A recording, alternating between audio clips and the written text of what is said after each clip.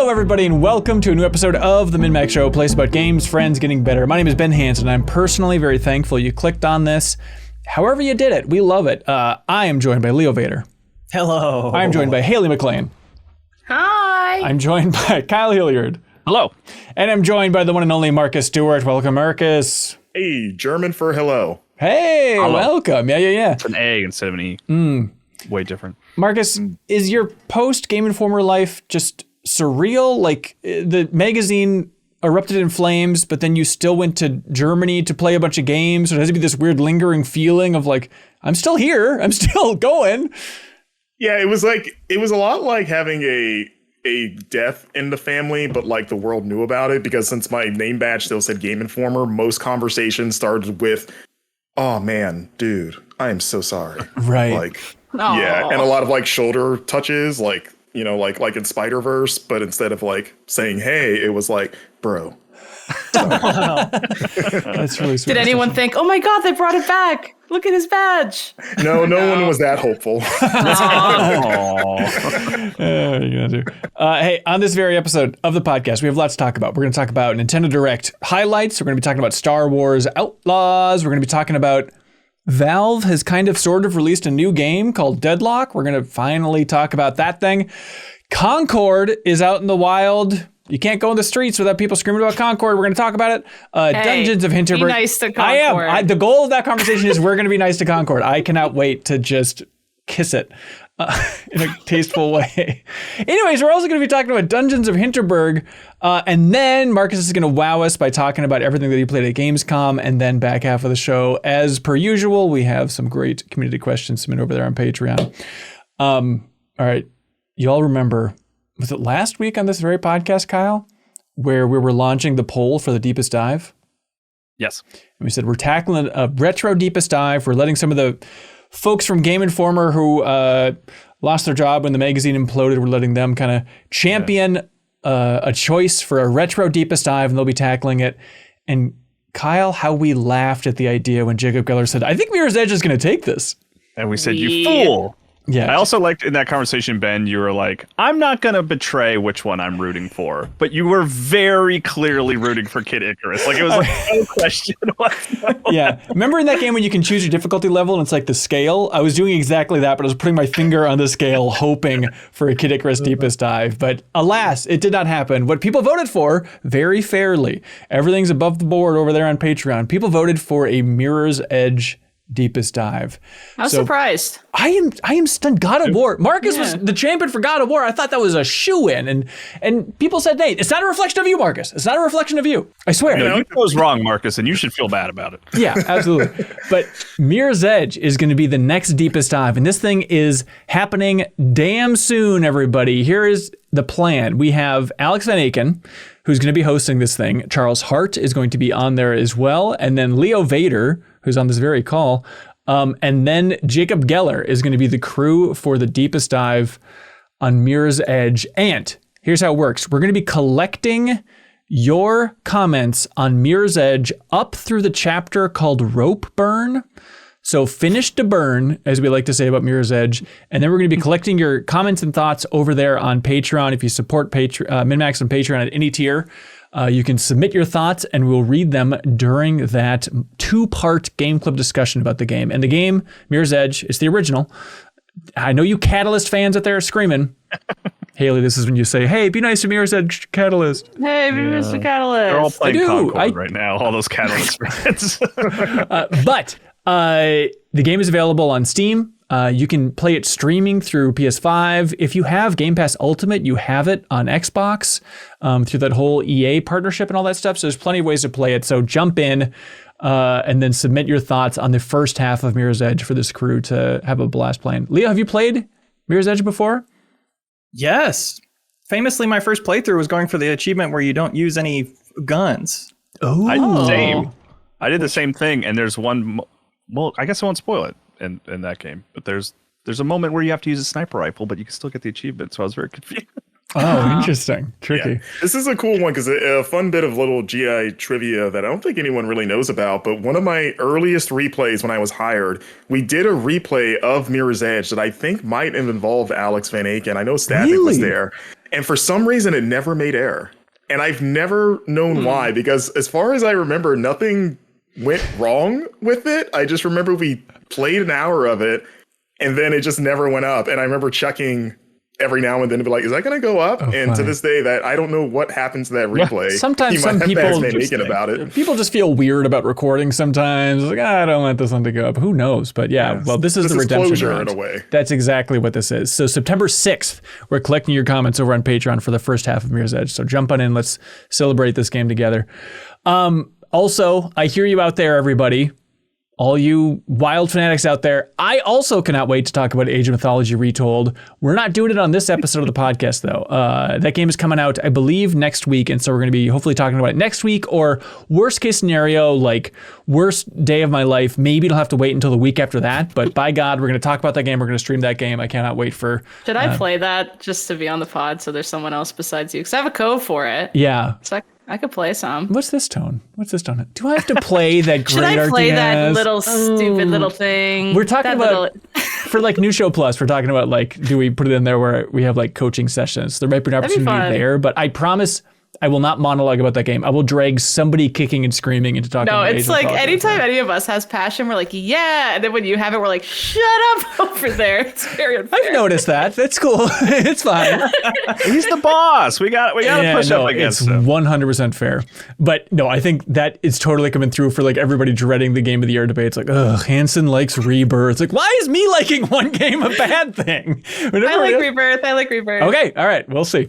We'll see how it does. But hey, Nintendo Direct. We should talk about this thing. It was a little bit like Nintendo just kind of mopping up some announcements for 2024. It was technically a Nintendo Direct partner showcase and Nintendo Direct Indie World smashed together to kiss forever in the evening. But there were some, this is a weird show, but there were some really cool things shown in this thing, even though we're trying to set expectations low. Screaming, Silksong isn't going to be here. Silksong isn't going to be here. But then, Switch 2, that was another thing they were very specific about. Right. But Haley, if you had like one standout game from this show, what do you think it was? That Morsels game, that looks so cool. It's just, I love when games are like 20 art styles at once, because I'm like, oh, you must be working so hard. It's in a little indie studio too. Yeah. Like even just look at the key art for the title. Like that tells me all I need to know. It's this high res claymation looking name title. It's not just text. And as soon as I even just look at that, I'm like, yeah, like I'm in on this already. It's like you're this little bug or something, and you can level up, and you're running around. It kind of, the weird washiness of the neon and like the vintage, like kind of remind me of Animal Well art style a little bit, but it's still its own thing. Yeah, it's not like totally the same. There's I'm like watching the trailer while we're talking about like, there's cards I see again. Yeah, so it's a action roguelike is the idea for Morsels, coming February of 25, but it is the art style that's going to put this one a notch above. Like, very Animal Well feeling with the scan lines and stuff, but you're also like switching between all these different characters. Whereas a part of me where it's like, oh, this looks a little bit like Nobody Saves the World, but just, it's one of those rare game trailers where they can get out of the gate and it just looks like it's packed with creativity and variety. It's like, I can't even wrap my head around what I'm doing here, because it's just shifting camera perspectives and just, again, the art for Morsels. Don't overlook it. You should check out the trailer for this thing because it looks sweet. And Annapurna's publishing it, and they got a pretty damn good track record there. So I'm looking forward to that one. Kyle, did anything compete with Castlevania for you?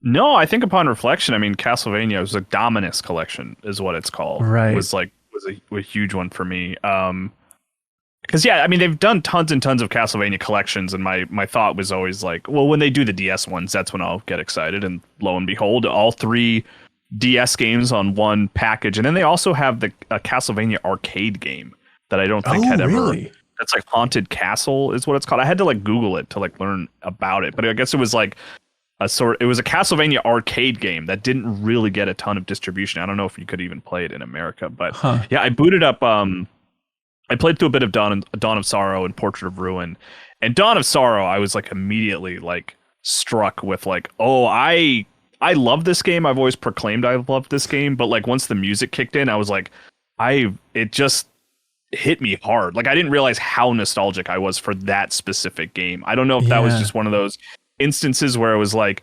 I was kind of late to becoming a Castlevania fan. It was Symphony of the Night. I played many years later, and like I started it a couple times and never really got it. But then there was one instance where like I'd actually got my wisdom teeth taken out, and so I just played Symphony of the Night while recovering, and I was like, I get it. I understand Castlevania now. And then Dawn of Sorrow was like the first game following that was like, you're a Castlevania fan now. This is the new one.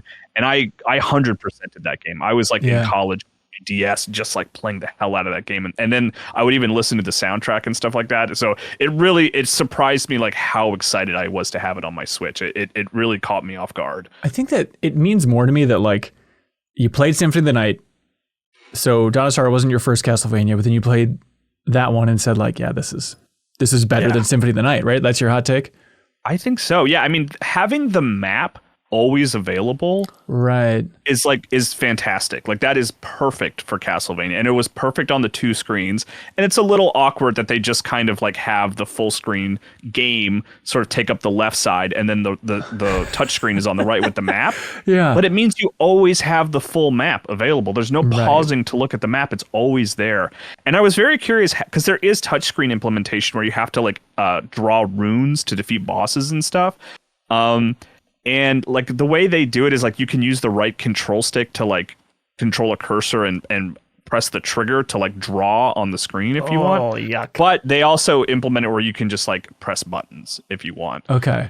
Which means now that this is the best version of Dawn of Sorrow, which is arguably the best Castlevania game, because they took out the one thing that was kind of frustrating, because you would be really intensely fighting a boss, and you know you're barely alive and you defeat it, and then you have to scramble and grab the stylus out and try to remember what pattern you have to draw. And if you fail, the boss gets some health back and you have to re-enter the fight. So it was very early DS stuff where they're like, we have the touch screen, we're not really sure what to do with it yet. So now that you can just input buttons to draw the pattern, it's like it's the best Castlevania game. I think that might be controversial, but I think Dawn of Sorrow is the best Castlevania game. It's a hot I think it's the best of that DS trilogy for sure. I love Dawn of Sorrow. Are you okay? So I feel like everyone was talking about the GBA Castlevanias when those were released. Everyone's like, these actually might be better than Symphony of the Night. And now with the DS ones, everyone's like, oh, these might be better than Symphony of the Night. As a non-Castlevania I never felt person, that way about the Game Boy Advance games myself. Okay. Yeah, me neither. I like those Game Boy Advance games, and there's some nostalgia definitely clouding like Symphony is very high up for me, and there's just some X factors I don't think other games will ever surpass. But I think I would take the DS trilogy over the GBA trilogy, like hands down. Personally, that's sweet. Here's a weird thing, Kyle. I've been craving a Metroidvania recently, and has anybody ever craved a genre they don't really like? Because I'm not a Metroidvania guy, but over the last month, I'm just like, I don't know what that happens is. to me. Sometimes I'll be like, maybe I do want to play a strategy game. Right. And then I like boot up Fire Emblem, and I'm like, actually, no. I don't know. I feel like the genres I'm like vehemently against. I'm like, no. I think I'll play a MOBA today. I'm like, no, absolutely not. Yeah, I'm still the same person. Played Civ 5 for like 3 hours. I never played one of those games before. I'm like, what am I doing? What? And I just did that for an afternoon. I don't know why though. But now do you feel like I'm a little bit of a Civ person? I'm a smidge of a Civ. I was too impatient and I was skipping, when it's the other person's turn, I'd skip. And then I'm like, what the hell's going on? Boom! Where are my guys? And I wasn't paying attention. I think I was buzzed. I don't know. But are you saying, Ben, that even though that's not really your genre, you are kind of in the mood for something like that? I think I might boot this up. Like maybe I talked about it on the podcast because I talk about games on here all the time. But I was just craving playing Metroid Zero Mission. I was like, God, something about just like a clean, simple, older Metroidvania. It just feels right now. So this might be. I mean, there have been a lot of good ones this year, but they're contemporary. They're modernized. They have the base with all kinds of bells and whistles. But if you want to go back to basics, Dawn of Sorrow, or maybe even Portrait of Ruin, because that one's even simpler. Oh, really? Like if you want it simplified, because it's like where Dawn of Sorrow is a big sprawling map. Portrait of Ruin is a smaller map, and then you jump into portraits to go like somewhere else. If that makes sense. Yeah, it also feels like closer to a traditional cast because Portrait, you get a whip in that one, right? Yeah. Yeah. Okay, this is helpful. Like the characters have swords and stuff. Right. Yeah. Okay. Right on. Yeah, you can't go wrong with it. I think I take that back. I think you could skip Order of Ecclesia because that's a really challenging like not super explorative Castlevania game. It's very good, Yeah. but it's the hardest of the three. So if you're in the mood, Dawn of Sorrow or Portrait of Ruin would be up your alley for sure. I only play games I can spell, so I'm not going to play Order of Ecclesia. I don't so feel valid. confident in that. Yeah. Do you know what an ecclesia is? Oh, I'll tell you later. What order it comes in? It's a great donut, I think. I think my favorite announcement at that Nintendo Direct was, did you guys see this? Leo, did you see this announcement of Tetris Forever? Hang A on. little bit. A little I bit. did not. It's all the old ones as one. All the old ones as one. So I get it. You know, a new Tetris game, so I was like, okay, what are they going to do here? What is their little twist on the formula that's going to be annoying, but you can kind of see through it, and the core gameplay is still the greatest of all time. But the hook here for Tetris Forever is, yes, they have a new version of Tetris, which I'll get to in a little bit, but the big hook is that this is the new entry in the Gold Master series from Digital Eclipse. So it is an interactive documentary about Tetris, which arguably the greatest game ever made. You know, I think it's such an awesome choice to follow up the making of Karateka and all their other series with now the making of Tetris. So they have like 90 minutes of documentary footage in there that's new, that Area 5 produced, the old One Up Show folks that we just interviewed not too long ago on MinnMax's channel here. So I can't wait for that. But then also just getting to play through like chronologically all these different versions of Tetris throughout the years. I cannot wait. And then the cool thing is they have their own version of it, which is called Tetris Time Warp. So it's like a multiplayer version of Tetris where it seems like, I forget what triggers it. Maybe it's every time you get a Tetris, just every once in a while, it will shift and you'll switch to a different version of Tetris from throughout the years. That's cool. It's a really fun idea. It's just like jumping through all these different versions of the game as you're playing the game competitively. And then the other cool thing is, I believe for the first time ever, they're recreating like the original version of Tetris that Pajitnov actually developed the game for, which is on the Electronica 60 computer over there in the Soviet Union. It's such a cool idea to try and recreate exactly what this game was like in the first incarnation and serve it up on a silver platter here for us. You'd be like, you can't even save pieces. Get out of here. Yeah, this game sucks actually. Never mind. Feels bad. Yeah, but I'm super excited for that. I'm just mentally jumping to you fighting for this in the Goaties and wondering why we do give you so much extra grief when you're the only one who likes something. Why am I going to respond that way to that? I'm going to send so many messages to Kelsey like, okay, we can get one more digital clips on this 210s. Let's just fight together, please. I'm like, oh, I accidentally just watched the Taron Egerton movie. Does that count for anything? That does actually, yeah. That put it on the 210s. Is that in the game? You can just watch the full film. We got to do it. But there's another game actually that is very much in this wheelhouse. Have you guys heard of Tetrachroma? Should get that checked out. Okay, guys, enough with the razzing. That's a Castlevania subtitle, I think. No, but this is there's a demo available now on Steam. The game itself is coming sometime in 2024, but it's worth checking out the demo. It's a great Steam Deck game, but it is Tetris, everybody, to the point that, Haley, I'd be intrigued by your take on this because I'm amazed they're not being sued by the Tetris company for releasing this game. Yeah. Well, Tetris company. Isn't that a whole thing in of itself? It was a long, complicated saga, but I believe now Hank Rogers, living his dream life out in Hawaii with the Tetris company, owns Tetris. You can't sue anyone for the human English word tetronymos. Use it We all have that. But yeah, Tetrachroma is this game where there's a free demo on Steam, and it's a generous demo. But the idea is it's Tetris, but every piece you drop, it's a different color. It's a couple different colors is the way it starts in the demo, at least, right? And so where you drop your Tetris piece, it then infects the pieces around it with that color, which is like, okay, that seems like a fine little twist on Tetris. But the cool part then is you cannot clear a line unless the line is the same color, which seems like a pain in the ass. However, it adds up and it's an awesome feeling then because, you know, nothing better than dropping a Tetris, clearing 4 lines, you feel like a hero, right? But in this game, if you are placing the color pieces right, then it'll convert an entire section. So when you can drop a piece, it can then clear everything. So you're not just clearing out 4 lines at once. You have the opportunity to build up to like 15 lines of clearing if you manipulate it in the right way so that they're all the same color. So it's just like putting a new twist on Tetris that makes it exponentially more satisfying. It feels a little bit like, oh, help me out, folks. What was that? Pac-Man DX? EX Championship Edition? Yes, thank you. Remember how satisfying it was when you could you go for the ghost and eat the ghost, and there's just like a ton of them. It's like it's like that feeling of like a new twist on an old game, but just making it all more satisfying when you can just clear out like an entire field of Tetris pieces. But yeah. I like the old filter on this game because it's got like this weird grainy thing, and it's like all the backgrounds are like digitized stock photos. It looks like yeah, it's got a really weird look to it. Playing on a weird old computer or something. Right. But yeah, Tetrachroma is the name of that thing, and Spars Vector is the developer for that thing. Also on the front of old stuff coming back in the Nintendo Direct, Worms Armageddon, re-releasing September 26th, one of my favorites of all time. I think you yelled, "Oh yeah, it's the year of the worm," when you saw that. It was like, I think it was like at Dan Reichert's place, like around New Year's, we're talking like, dude, we both love Worms. We've never done anything with it. And we both agreed 2024 for us, it's the year of Worms. We're going to get really into Worms again. And neither of us have touched a Worms game all year. Not too late. It's still 2024. That's right. That's what Worms Armageddon, this re-release, is prime for, because that's the game that I poured way too much time into. And then Marvel vs. Capcom 2 is coming out September 12th. They were ambiguous about that release date. And they said, surprise, it's in less than 2 weeks. Here we go, everybody. And I totally agree with you, Ben, in that you call it Marvel vs. Capcom 2.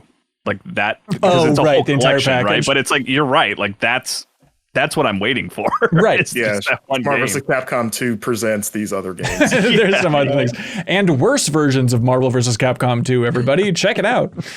Also Sea of Stars DLC. Seems cool for the Haley and Kyle and Marcus group there. Should we dive into the Star Wars Outlaws stuff? Yeah.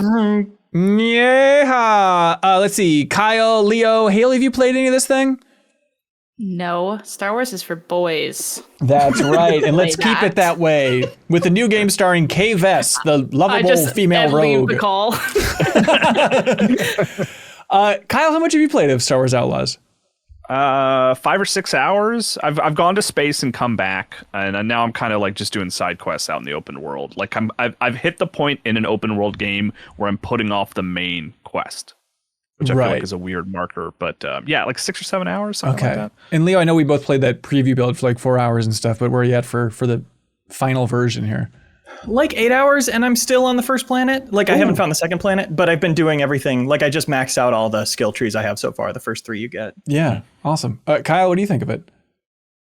Hey, I like it more than I thought I would, frankly. I'm having a good time with it. It is very good at just like, you're in Star Wars.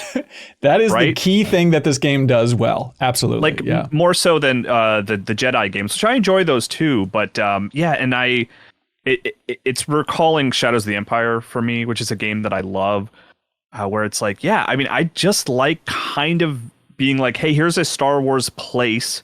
You're not a Jedi. You're not really involved in the main story. And you can get on your speeder and you can do side quests and you can explore the sort of the cityscape. Like, that stuff is really working for me, and I like it a lot. And the stealth is very light, but even that I'm sort of getting the hang of and enjoying, like sending Nyx out to do distractions so I can get up behind people and hit them. Yeah. The thing that like isn't clicking with me are like the factions. Like I am not emotionally engaged with like any of them. I even like try to. I was like, all right, I'm gonna read everyone's descriptions and try to see like who I want to be involved with. And I did, and I was like, I still don't really care. I'm just like pissing everybody off. And like one time it gave me a choice, and it was like, do you want to like piss these people off or piss these people off? And I was like, oh well, I'm in good with this group, so I'll make sure I don't piss them off.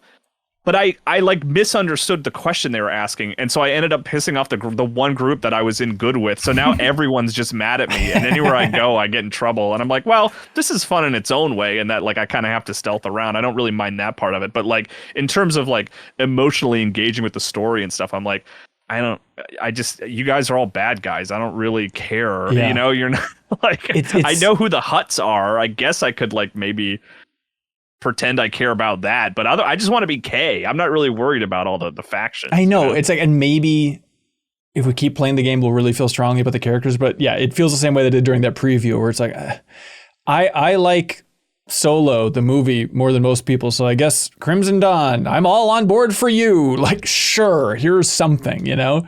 But it does feel just like a little bit of a three-way coin toss for that thing. But it feels tertiary to the whole experience ultimately to me. It's like the fourth thing in that game. And that's the thing that's not working and the other stuff is like, that's cool. I'm having a good time.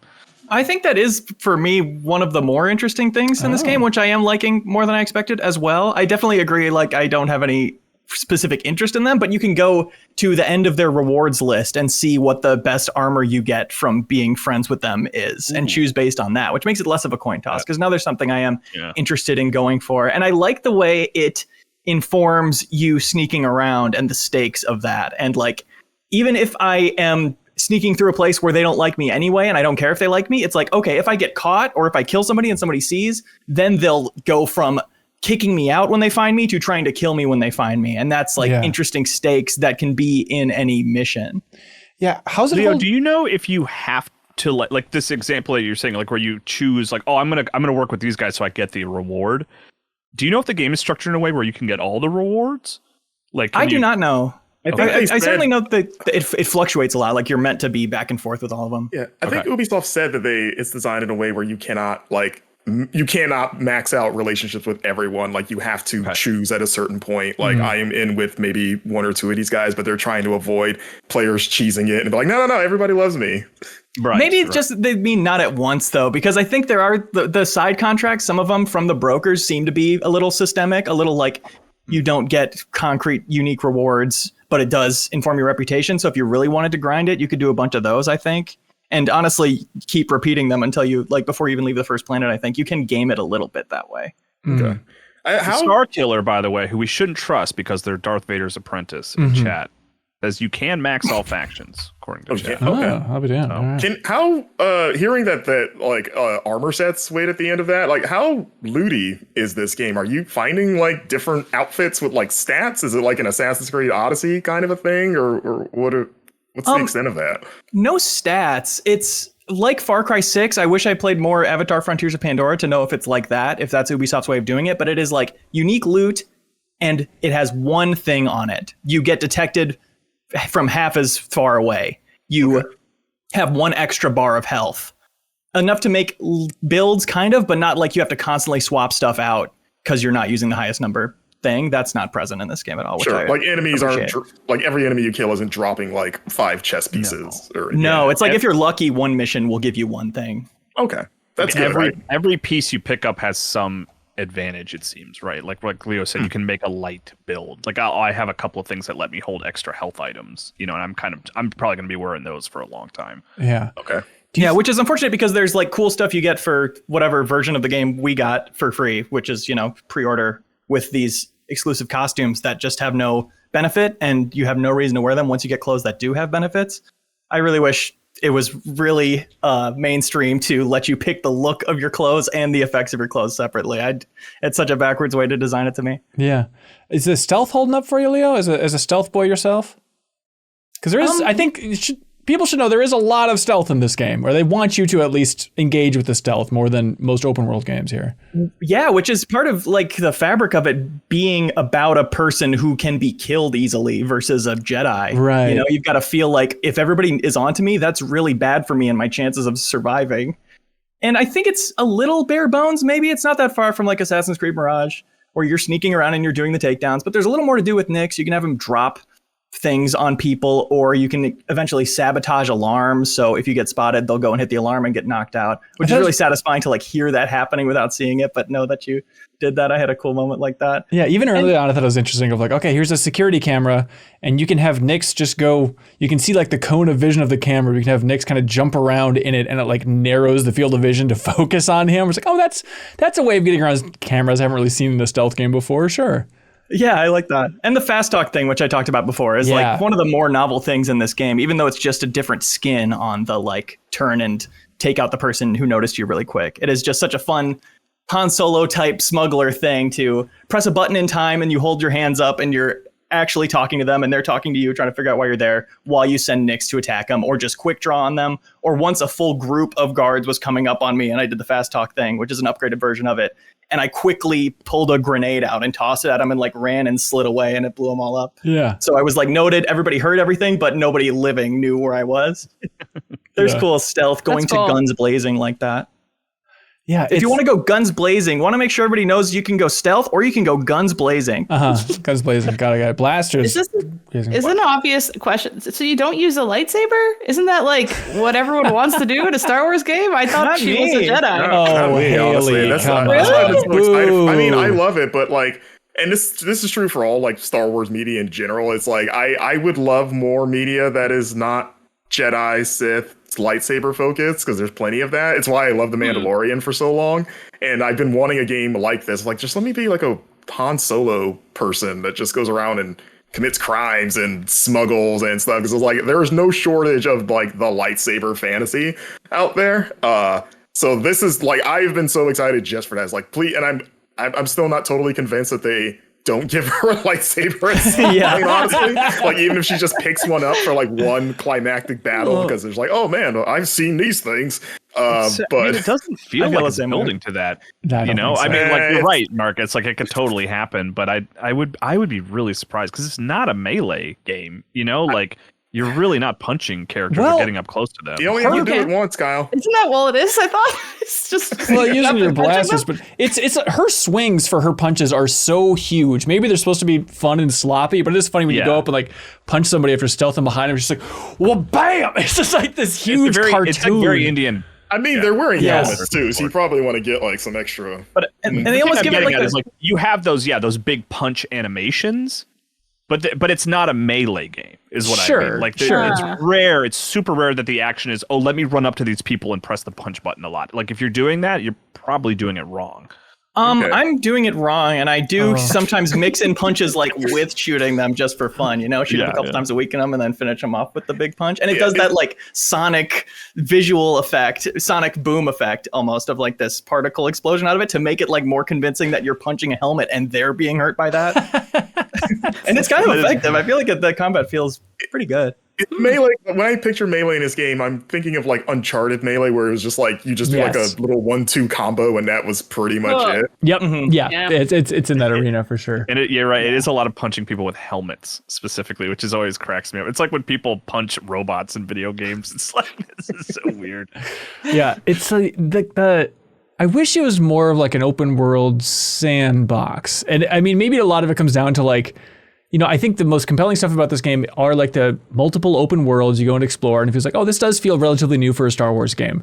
Every time I'm in some stealth section or some combat section, I just do not care. My interest is like bare minimum. All right, let me just blast through this stuff.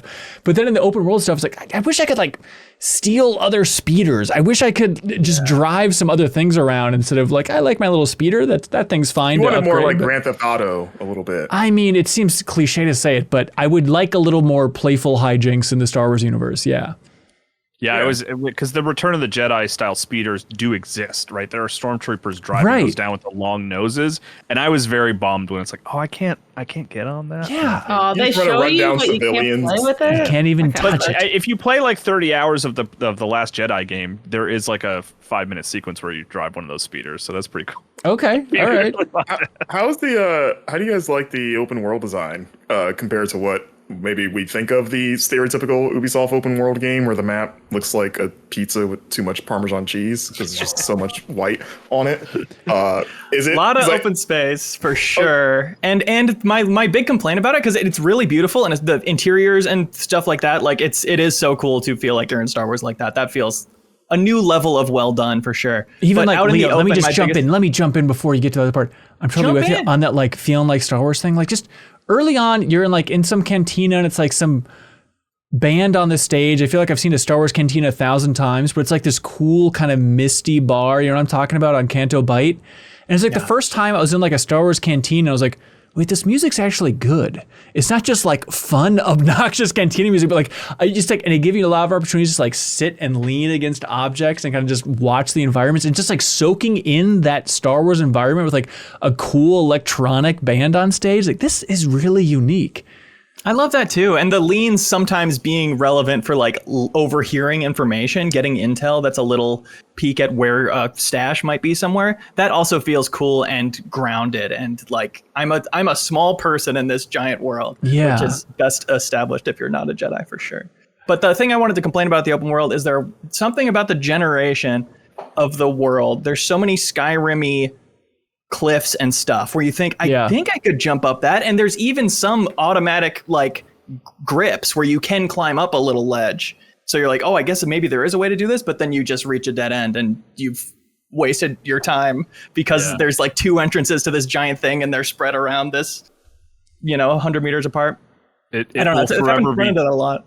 Yeah, it will forever be tough in a post Breath of the Wild world where I'm like, I'm supposed to get up on top of this mountain and I'm just like speeder biking it around looking for like I hate that feeling. Something. Yes. Yeah, you do that. You do that a fair bit in this, which is a bummer.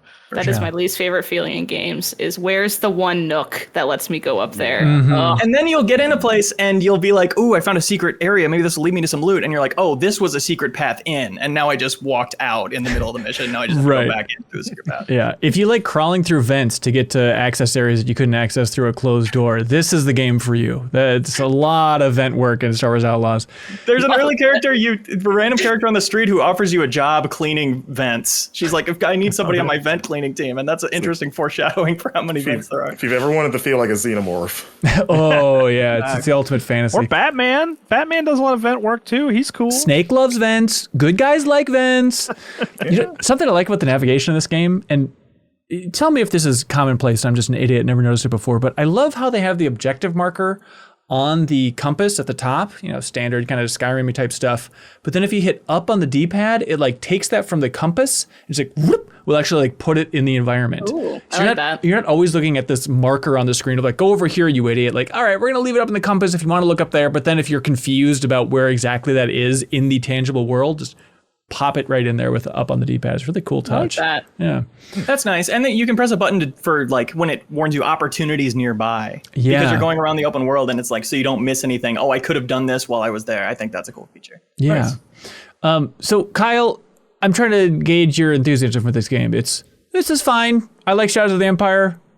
I'll stick with this for a couple more hours. Then this is fine. Okay. Like I've definitely had the like. I don't know if it's a game that I will beat. Like it hasn't quite gotten its hooks into me that way, but I have definitely had those nights where I'm just like, I just want to do a couple more things. I'm just gonna do 1 or 2 more things, So I quite like it. Like I think how are we feeling about the top 10 question these days? We don't like it. We do like it. We love it. We embrace it. I could see it showing up on the lower part of my top 10. Like I think I like it that much. Yeah. Wow. Okay. Yeah, I think I agree with that. It feels like we've seen Ubisoft games like this in pretty much every meaningful way, but I don't know that we've seen a Star Wars game like this, really. And that's, I think, partially my own obstruction at the Souls-ness of Jedi Survivor stuff, which just puts me off a little bit and is less of feeling like I'm existing in the world, feels more like I'm playing a Souls game because all the enemies are coming back when I fast travel or whatever. Yeah. This is an old type of Ubisoft game, a new type of Star Wars game for me. Yeah. At the same time, it's like, I just feel... I feel some of that, Star Wars Jedi energy in this. I know those games are beloved. We talked about it in the preview for this game too, but just like, I'm not really filled with a sense of wonder yet in Star Wars Outlaws. And I'm still early on, I get it. But it's like, we want to play as a rogue with a heart of gold because they're like fun. And I don't think Kay Vess is a fun character at all. She's very sad. She's always like, this is the last job we'll have to do like this, Nix. Is she not? I don't know. I got the idea that she was like quippy. Is she not dropping some like There's hot some light quips. There's a little light quip if you're into What's a our light best quip. quip so far? Does anyone? I mean, I've been laughing my ass off, dude. Have you guys not been listening to everything that comes out of her mouth and being like, oh man, that's a line? Well, Leo can't hear it because he's laughing too hard. Right. Have you gone to space yet, Ben? Have you? It takes a little while to get to space. Not in this, for the preview build I did, yeah. Oh, you did? Okay. Because I did find the build to that. Like, if that had been the second mission, it wouldn't have, like, affected me as much. Right. And I had seen it before. I've seen the cutscenes of, like, leaving the atmosphere and stuff like that. But, like, having played, like, a couple of hours and then you go out to space, that was kind of an awe-inspiring. Oh, hang on. You're talking about leaving, like, the first planet, like Canto Bight? Yeah, like you do a mission where you yes. go and like infiltrate an empire. Right. Ship. Like that whole sequence of going up into space, infiltrating the Empire ship and like, you know, leaving the dusty planet and going to the really clean Empire hallways and then making your way out. And then like it's all, I mean, there are cutscenes hiding loads, but it doesn't feel like there are. It feels like you're actually going through the atmosphere and landing again. Yeah. Like that stuff was really exciting to me and fun. I like that a lot. And just some vistas on Canto Bight too gave me some serious wonder for sure. They like pan out while you're climbing, and I like that. But also things like being extra scared when you're on the Imperial base and that kind of vibe. It's like, of course, they are inheriting most of our emotions from our previous Star Wars experience. Yeah. Versus quite earning them themselves, I guess. You know what's weird? In the beginning sections, at least, like how much she's talking about the police. Like, oh, I gotta watch out for the police. Oh, the police are really on duty today. And she's not talking about stormtroopers. This is like on the first planet. Use that word in Star Wars? Police? She says police repeatedly. Has that word ever been uttered in Star Wars? That's fiction what I was ever? wondering too. It's so odd. They also call Imperials imps. Is that old news? I think I've that's heard been that for a while. I've heard that in like the Okay. Disney Plus shows, I think. Yeah, we're very keen to the imp scene. Yeah. But yeah, police. It's like I feel like everyone just says like, oh, the Empire, or just like names the faction that runs the town or something. But, Right. Yeah. Watch out for the cops, the popo. That's basically her tone. Yeah, it's interesting. Yeah, it's just I'm fascinated by this year and seeing like Ubisoft's take on Star Wars. Here you go, it's Star Wars Outlaws, and then we're going to see Bethesda's take on Indiana Jones. Like that's just the good industry fun. Is like, okay, what about this publisher on this Disney IP? What about this publisher on this Disney IP? Like, what do those ingredients make? And Who like, wore it better? exactly right. EA or Ubisoft? Who does Star Wars better? I am so curious to see how this is going to sell as well. Like, is the Far Cry audience going to get into this? The Watch Dogs fanatics out there, like Haley, are they going to get into this? Like, is the AC crowd? Like, there's so many people out there that are just buying these huge open world games. It's the 4th best-selling game on PlayStation right now. Is it really? Okay, that's something. Yeah, I was like, I think it's just the Star Wars fans. Like, I think it's even just regardless of genre. It's like, do you like Star Wars and do you play video games? Because there's a new one of those, and I think that's a pretty potent like sales pitch on its own. I mean, in the Ubisoft canon, it's definitely, and maybe I don't know if you'd agree, Leo, but I mean, I feel like it's closest to Assassin's Creed. Yeah, it's got some Watch Dogs flavor. Yeah. The hacking, the musical minigame for the hacking. Well, which I like, actually. That's awesome. Yeah, that's the best thing candidate. And then also the other hacking that they have is just basically Wordle. You're either playing a music rhythm game or Wordle, and that's hacking in Star Wars Outlaws. Good. It's good. Yeah, Yes, for video game minigames, really solid. Yeah. I'm curious to hear where our thoughts evolve on this thing overall. But Star Wars Outlaws, everybody. Haley, during that Star Wars Outlaws conversation, my main thought running through my head was, God, why was I a dick to Concord out of the gate? Because I wanted to make a point of differentiating ourselves because I get so frustrated seeing the amount of like sick, perverse glee from all the headlines out there. They're like, do you know that's weird. Yeah, only 14 people are playing this game on Steam, and then everyone just gets a good hearty har. Like, it's not exactly coming from an evil corporation. Like, this is like a new studio that split off from Bungie. They got picked up by PlayStation. Like, are we mad at? It just seems like a PlayStation game, though. Sure, and so that's just worth mocking when a PlayStation game doesn't do well. Like, I'm just confused. I totally agree. It's interesting that this is such a focal point for this conversation, and I'm definitely interested in having it. And I think it is like, yeah, I don't want to disrespect the developers or even the idea really, but it's like rooting for something to fail seems like it's bad, but it also like a pretty derivative thing from a giant company. Like, I don't want to reinforce that and have that be the only thing that gets made by it being really successful. Like, I kind of don't want that to succeed. Yeah, I'm trying to diagnose it. I think it's getting some runoff hate from everyone. Like, it's Guardians of the Galaxy, and also we're sick of Marvel, so I'm going to project a lot of my feelings about being sick of Marvel onto this. And like, That's in there. yeah, I get Mine was Overwatch myself. Right. I was like, I don't want to play any more of these, was sort of my initial reaction. And I then thought I it was did, just- and I actually had It's almost a decade ago, too. Yeah, I think it's like the broader like people being like, I'm sick of live servicey hero stuff, regardless of what it is. So it's just like that stink, and people making assumptions about it that aren't maybe entirely true, but just because it's in that genre, you assume a bunch of like terrible things about it. yeah. I definitely assumed it was like $40 and then egregiously monetized, and I got corrected on that in the Splitgate stream of like, yeah, no, they're really $40 gets you a bunch of at least like 3 seasons of free content promised. Right. And the game itself, Haley, you've been playing a fair bit of this thing?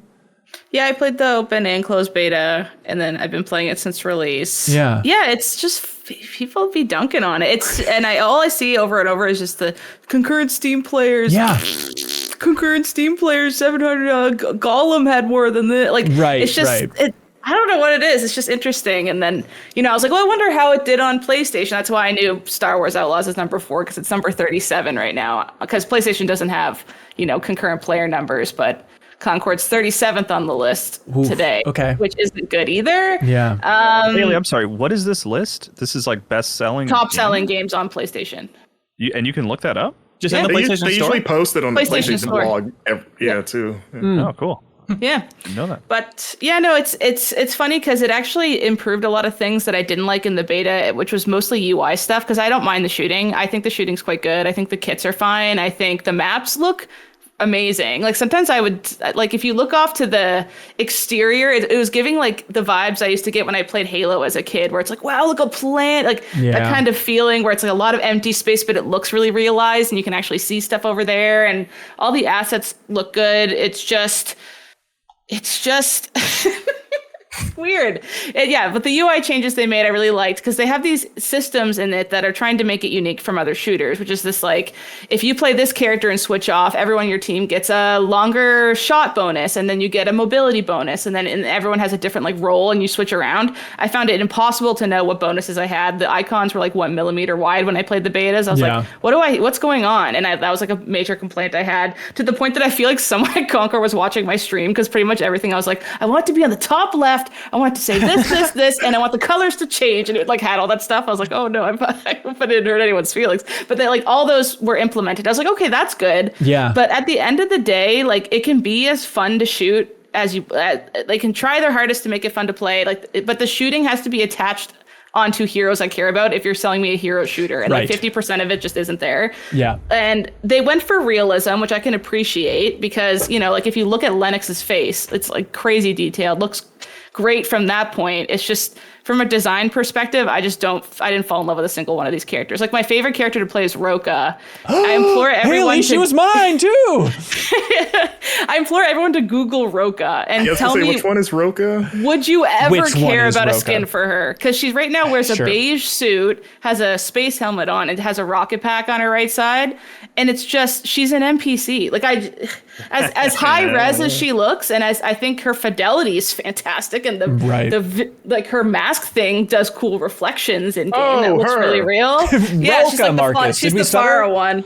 Yes, it's just. I don't care about skins for her. And like as I was playing, I was unlocking like a new gun skin for Teo, and I was like unlocking all this stuff. And it's like the only thing that's keeping me here right now is because I think the shooting's quite fun, and that's okay with me. But all it's gonna do is not make me stick around long term, because I just don't care about the characters, and I'm finding the tone and the cutscenes that they're portraying kind of like derivative, and like I've already seen this type of Haley. Like, you're the biggest champion of Concord. You can't crumble. Champions can't crack. It's a fun game. Okay. I think it's getting 10 million times more hate than it deserves. And absolutely. It's just because the hero designs aren't great. There's so many other games where the hero designs aren't great, and no one packs on the amount of hate that this game is getting. Like, it's crazy. I honestly think the focus on story and like the sort of like not as good Guardians of the Galaxy nature of it is like maybe the younger audience kind of like finds it super cringe in whatever like metric that is. I'm not saying it makes sense, Ben, but like I don't think you can overestimate how like anything perceived as being cringe, how much people want to see that thing burn to the ground, even if it's like not them. Yeah, it's like even if it's like mildly cringe. I just feel like this game. Huh? I don't think it is cringe. Like I understand it's not. I don't think so either. I mean, it's not like great, but again, I'm speaking for like just what I've seen just via osmosis on the internet of how like younger audiences look at anything that attempts that kind of humor and maybe just stumbles a little bit is like, oh, this is some cringy nonsense. I hope this fails. Hear you, but this is so far from like a Borderlands. It's like a lightly amusing tone at times for the short cutscenes that they have in the game at this point. You know, it's kind of like it's the most inoffensive thing possible. So the idea of like coming down hard on this game Like, how dare they try and tell me half a joke? It's like, it's fine, everybody. This isn't Star-Lord. Right. Being so identifiable as Guardians of the Galaxy is a scotch cringe when you're going like Drax guy says Drax thing. You're right. And you know it's coming. They're not doing themselves favor because it's like, yeah, this is kind of, they're brushing up a little too close to it in the way, right? I wish they didn't, because that is just not, you're not going to out Guardians of the Galaxy. It is strange. The strange thing about this game to me, I think it's overall pretty average and solid, and there just happens to be a lot of games like this that are average and solid, and so it's hard to find a footing, especially with the price tag that not all these games have. The idea of doing a story thing where when you boot it up, which I played a couple hours over a couple weeks, so I've gotten 2 story cutscenes when I booted up, weekly story cutscenes.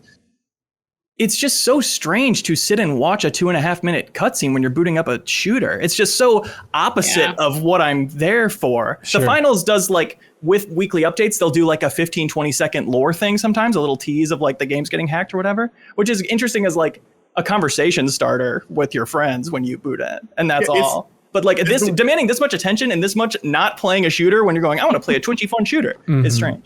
Yeah. Is the way that the story is delivered, like, is that baked into the framework of the game at all? Because I'm hearing, like, you unlock cutscenes, because, like, I think of Exoprimal, which did a similar thing, but that game was very much designed, like, the narrative was the core of it, and everything was designed around a narrative, where I argue that the game is really a single-player game that you can play with other people. Right. So to me, it made more sense in that game, and it felt more satisfying to unlock cutscenes, because that was the reward for everything.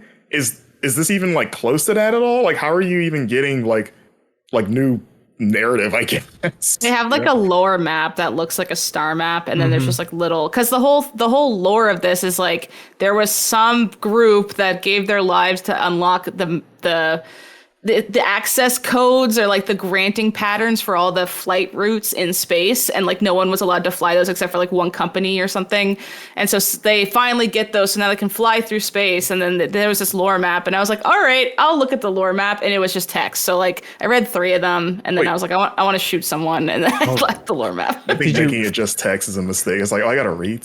There was pictures. Did you get to learn about the smudge in the galaxy, in the Concord galaxy? I like the idea of there's just a big smudge cloud called the smudge. Yeah, that's just a fun little sci-fi idea. Sure, but I honestly think if this came out 4 years ago during COVID, it might have found an audience. It's just right now, I don't think it will, and that's unfortunate because the core of it's fine. Yeah, and it's a game that you've enjoyed playing, which is always the weird split here. But like, I put tons of hours into it during the betas. I was having fun because it was, again, it's a shooter. Yeah, it's a hero shooter. The shooter part's fun. The hero part isn't tantalizing enough to keep people around with cosmetics, which is usually why people stick around with shooters other than my friends play it. Gameplay, Haley. Yeah, give me some good matchups, because I was floundering a little bit with the characters. Like, I don't know who I'm clicking with, and then I found that Raka character. And I was like, okay, having a Pharaoh equivalent, I am so on board for, because I'm not great at shooting, but if I can just shoot a rocket blast at people, hover around and shoot rockets, that's great. And I got to like this one situation where like I was in this small room with another Raka, and like they have on R1 like this kind of the ground pound. Yeah, the ground pound thing. And so it's like the two of us like flying around like boosh, boosh, to like slam each other into the ground. It was like the first time I was like, okay, here we go. Here's a little juice, Concord. This feels like a fun thing that I haven't done in another shooter here.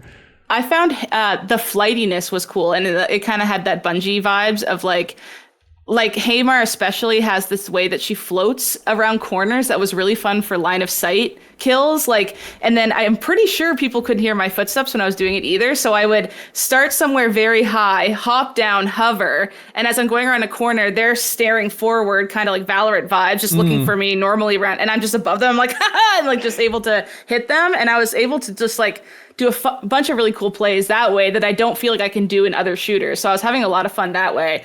But there's other things with it that were really bugging me off. Like I can't shoot through my teammates or my teammates' shields and stuff. And I just want to jump off a bridge when they do that, because there was one point where, and I was playing the mode where like if you're dead, you're dead. And it, you know, like the I don't know, you'd call it the competitive version style of that kind of game. And the guy on my team who puts the big egg shield, every time I needed him to just get out of my way, he's chucking that right in my line of sight. I was the sniper character. I look and there's like 3 of them perfect to snipe, and he just throws an egg in front. I think maybe he was trolling. Maybe he just throws the egg. I think he was thinking it was helping me to give me cover, and I can't shoot through it. So I have to hop down, walk out of the egg, get killed because of it's just like certain things like that are still kind of problematic with it, but the floatiness like aspect was cool. I thought that was quite unique. And then the stackable bonuses you can get by switching off characters is cool. And then the fact that there's a variant system where you're not allowed to replay characters once you win a match with them in certain game modes, but you can unlock variants that have slight differences to them. Like there's only one variant of Haymar where her gun like heats up and shoots a really intense bullet out. And I was like, I never want to play on a variant if like another one had better mobility or something. I was like, no, I want the normal Haymar because that's just, I don't even want to switch off her. Like there was cool stuff like that too. But it's nice in this version compared to the beta too, that you can actually like, you know, have an environment where you can get to learn these characters. They have like a tutorial to walk you through this stuff for like the kind of the training easiest characters. Area and stuff finally. Yeah, that's like, it's just night and day actually getting to take your time and soak in the different abilities for all these characters, trying to get your head around. It makes me really appreciate games that do have that kind of stuff at pawn launch, because when it's like you just think it's menu stuff, it's UI stuff, but with shooters, you need a training ground. Otherwise, I might not play your game because I'm too scared to hop in the first matches and be awful and just hear people yell at me like uninstall. Like there is a training area in Deadlock, but I got yelled at so much in Deadlock. Yo, Haley Fox, why are you playing this? And I'm not in chat. I'm just like, oh god, this is so bad. I think that is an extra hurdle that a game like this has to deal with. Is like, do I get into it if it's only average and I have to learn 40 plus abilities and what orb is killing me by who? And pay $40 on top of all of that. Yeah, it's tough. That's why we're saving our energy for Deadlock, everybody, the new game from Valve. Okay, this has had a fascinating, weird journey of Valve, one of the richest, most successful game companies of all time.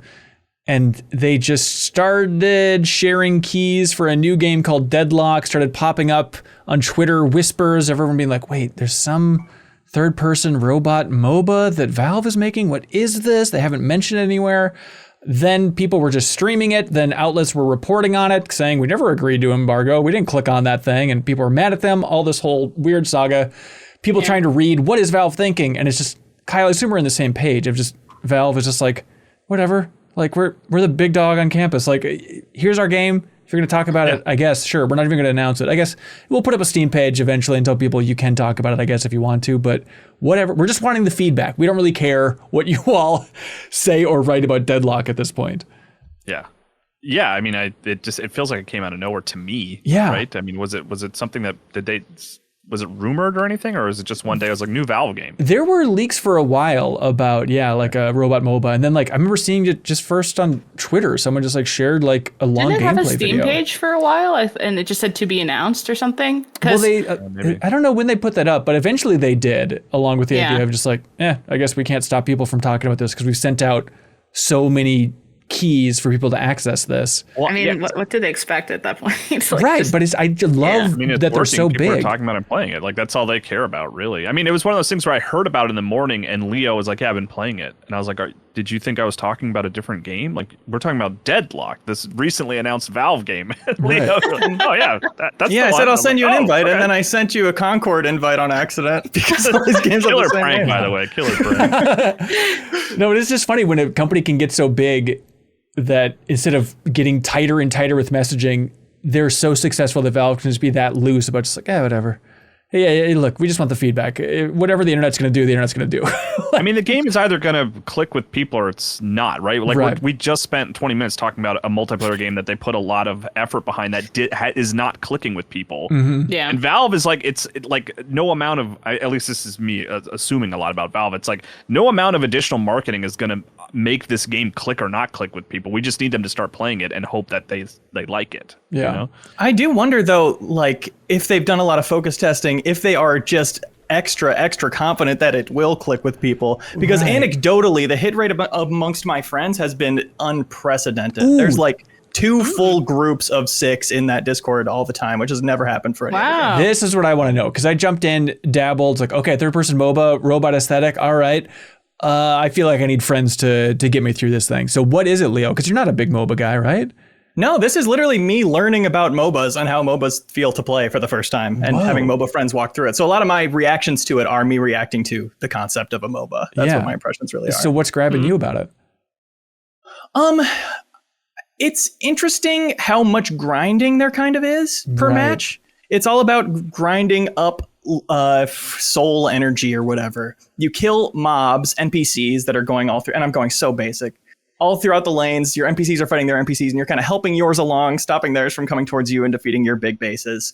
And when you kill one of the mobs, a soul energy orb pops up above their head, and you shoot it, so you redeem it, or they shoot it and they stop you from redeeming it. It's a really or if fun nobody idea. shoots it, you redeem it by default, which is a MOBA thing somewhat.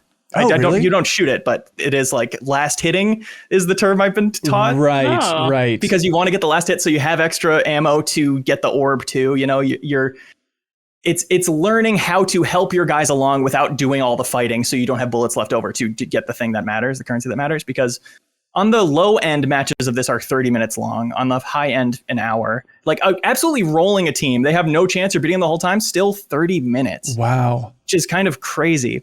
But it's all about getting that soul energy. And at the end, you'll see, oh, we had a lot more soul energy, so we won because we could buy more upgrades. Or, oh, we're getting crushed, and I see now that they're way ahead in the soul energy, and I don't even know if that's what it's called.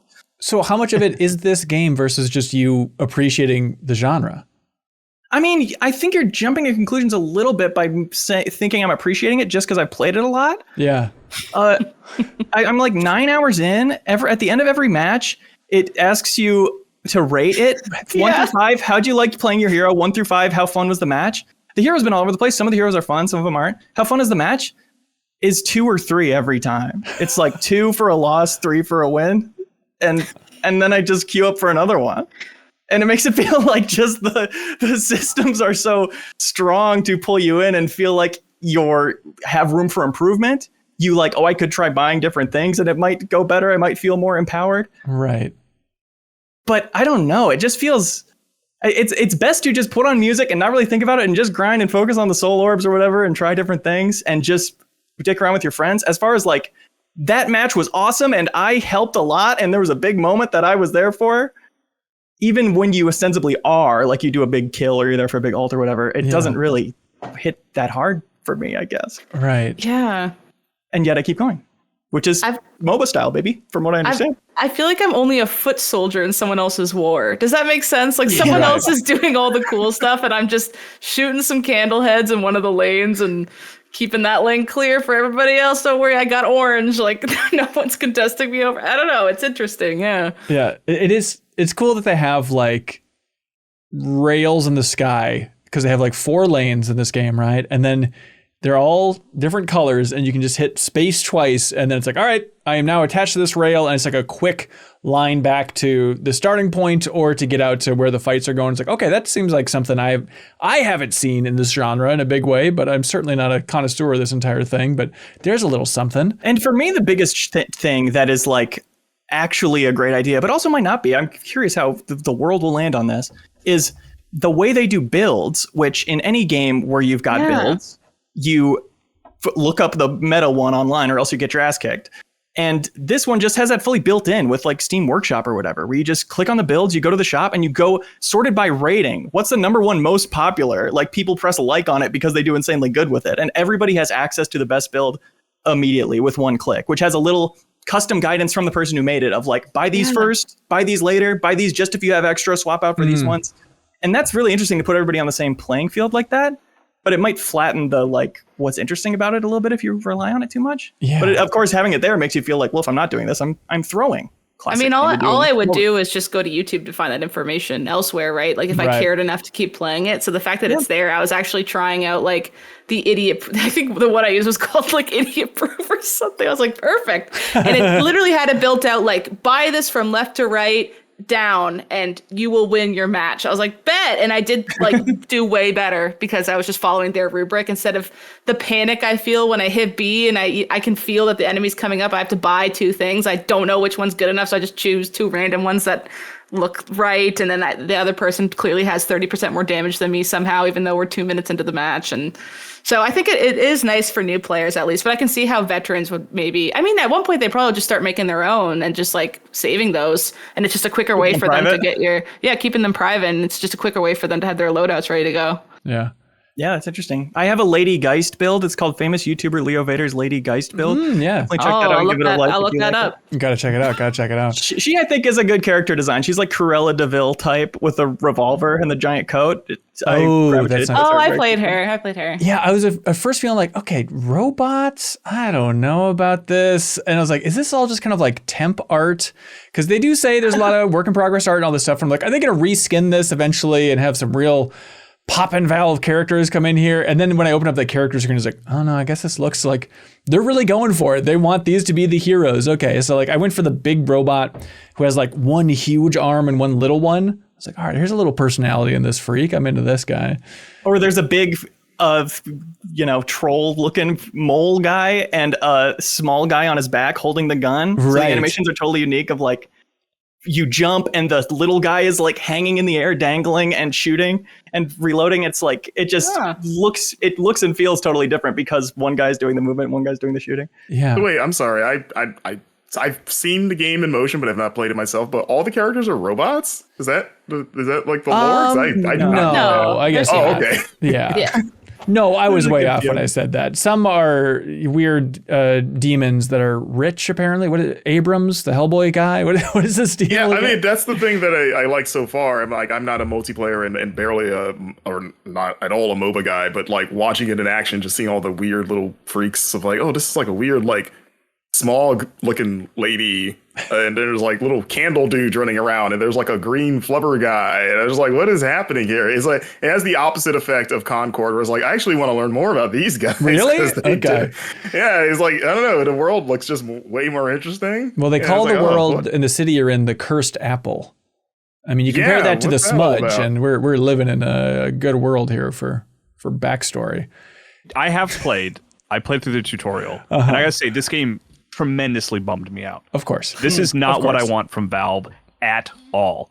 They're this developer that has more ability to experiment and try new things than anyone else. Right. They have some of the best writers in the industry. Mm-hmm. And it's like this, I played through the tutorial and tried to get into a match and canceled out before it even started, because I was like, I just don't want this from Valve. It really, like, I feel the same about, we were having the same conversation about hero shooters with Concord. It's like, I feel the same. Like, I don't want to learn a cast of people. I don't want to play a new a genre version of like something that already exists. I want Valve to make stories. I want them to write stories. Yeah, what if they world building, you know? What if they told you that if you win enough matches in this, you unlock Half-Life 3? Yeah, come on, Kyle. Then I would hire Leo to sign in and play for me so I could play Half-Life 3. I know, but just as far as trajectory, I mean, I think it has a lot of potential. I do wonder if it's going to go the artifact route of like, there's like, of just like, that Valve's doing this thing this genre that we like, and Valve can do something really special with it, and then it just kind of crash lands. I don't know. Like, I don't know MOBAs well enough. But just on a personal level, I was genuinely bummed by it. Like, I really want, and I know I'm like anti-multiplayer single player guy, but it comes down to like Valve has employed some of my favorite writers, and I feel like I'm not getting cool written stuff from them and dialogue and humor, you know? Yeah, it just that was my favorite part of Alex, was the writing, even more so than the gameplay. Yeah, but like, just as a fan of Valve, it's just so fascinating though, Kyle, isn't it? Just to see like this company can do anything. What are they choosing to do? Third-person MOBA in 2024. Okay, it's just like an odd realization, and so I get it. It'd be nice to have Portal 3 instead of this, but like, there's a reason that they're gravitating towards this, you know. And I'm not even saying I need Portal 3. I just want something more. I want them to invent a genre. Like, and I know that's like a big, bold claim to ask of anybody, but if anyone is capable of doing it, it's like Valve and Nintendo. Yeah, you know? I mean, there are so many, and so I want them to be more experimental and stuff like that. And I feel like this isn't. I mean, and maybe I'm not giving enough credit. I haven't played it enough. I don't know the genre very well. There's nobody who like it. Way more experimental than I'm giving it credit for. But yeah, I don't know. Yeah, and I don't know really compared to other MOBAs how experimental it is either versus just the third person thing. So I hope I'm not being too dismissive because of that. But I've played a lot of it and will play more of it. And there's that says something for sure. Yeah. Even if it's the less I get invested in it, the better. The more I'm just listening to albums I like and talking to my friends and not taking it seriously. I just wish Valve would make more stuff for me. I understand that, Kyle. I understand that. Or more stuff. That is true. I mean, more Aperture Desk Job. How about a sequel to that? I love that game. Just one of those every year. I mean, there are bubbling rumors about Half-Life. You know, even a while ago, there was that whole idea of like, oh, are they making Half-Life that's like part RTS? There's that rumor. I mean, there's just been so many things bubbling out there. But I think what's so fascinating about Deadlock here is it feels like Valve would desperately not want another Artifact situation on their hands. And so, like, I'm glad to hear that your friends are eating it up in such a gluttonous way over there, Leo, but it's like, still in my mind, I feel like there's 30% chance this beta ends and we never hear about Deadlock again. And I think that's kind of the cool thing. It's like such a weird company, you know. But I mean, that dice roll like sets up the company, I mean, forever, right? Like if you roll another Dota 2, you know, Artifact did not go well, but if you get another Dota 2, like, or a Team Fortress 2 even, right? Like you're Counter-Strike, right? Like you're covered for decades, you know? They're already so covered from Steam, but it's that weird thing, you know? It's like a weird thing to think about, but no, it's wild. Thank you for playing this, Leo. Sarah's digging it too. I mean, it's getting its hooks in people, which is cool to see for Deadlock. It's not bad at all. It's truly, I might even be reporting it differently if it didn't ask me what I rated it, the match. At the end interesting. Match, yeah. Because that makes me go, I really wasn't that good. Right. Not that much fun. I guess the music I was listening to was okay. Yeah. And then I play 5 more hour-long matches. There we go. Well, Leo, you want to get out of here and go play some more Deadlock, dude? Can I talk about Dungeons of Hinterberg first? I was trying to work with your schedule. Yes, please. You've been playing Dungeons of Hinterberg as well. I can be fast. Sure. And the floor is... Yeah, this is one I wanted to circle back to after beating it for a while, but the community recently said they wanted us to circle back more. Yeah. When we beat stuff. Yes, absolutely. Yeah. So, okay, Dungeons of Hinterberg. We talked about it a while ago, and you stuck with it. It's just Steam Deck perfection, this thing? Definitely, for sure. I think having completed it, I think it isn't getting enough flowers for its writing. And that's possibly because it doesn't have a ton of writing. The writing sequences, which are, you know, again, it's like a Persona type thing where you're grinding dungeons in the day, hanging out with friends at night. Those sequences are always pretty short and don't have that many lines of dialogue. But they do a lot with those few lines. It's meaty stuff that you can like keep thinking about after. There's characters like Renaud, who is the guy who shows up to where Magic Dungeons started appearing in Hinterberg, and he's like cosplaying Castlevania and thinks himself as the Demon Slayer and stuff. And I just randomly chose to get to know him, and he has like so much more depth and changes in interesting ways that really pay off at the end. And there's also just, it's an interesting setup to me from the beginning of magic is suddenly here. Dungeons are suddenly real. And I think it goes in a really cool place with kind of an environmentalist message, but even less so that and more about just like the importance of a communion with nature in like almost a spiritual way, both from our side and from nature's side. I think it's a really interesting point of view that it's not just like you're beating the bad guy at the end. I think it goes really cool places with that and resolves beyond that with the relationships in a cool, fun way too. It's a perfect podcast game. And then you pause the podcast for the evening and go hang out with people, start it again in the next dungeon. And I just flew through it. I beat it like 10 days after I started it. Oh, nice. Yeah. How long is this thing? 17 hours at the end of my playthrough. And I could have slowed down more and I could have sped up more. So that's in the middle. Yeah, that's awesome. Do you think it's making your top 10? Definitely. Ooh. Holy cow. We got one, Kyle. We got one.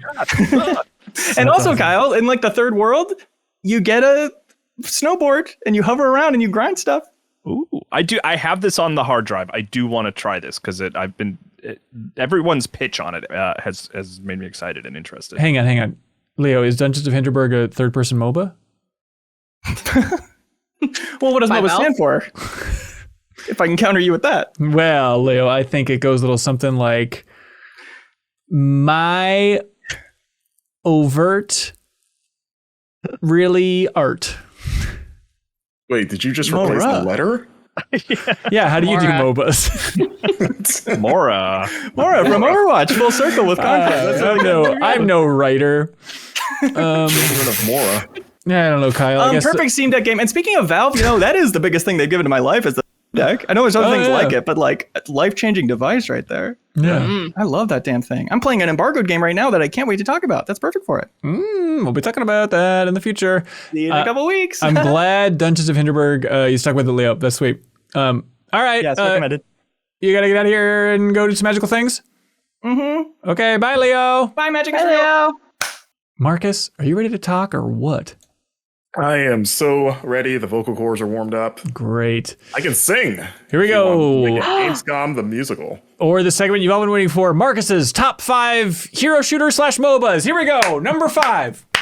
All right, Marvel Rivals. That's right. All right, okay, you went all the way to Germany with a trip that was booked when you were still at Game Informer, and so you're just freelancing a lot of these hot takes over there.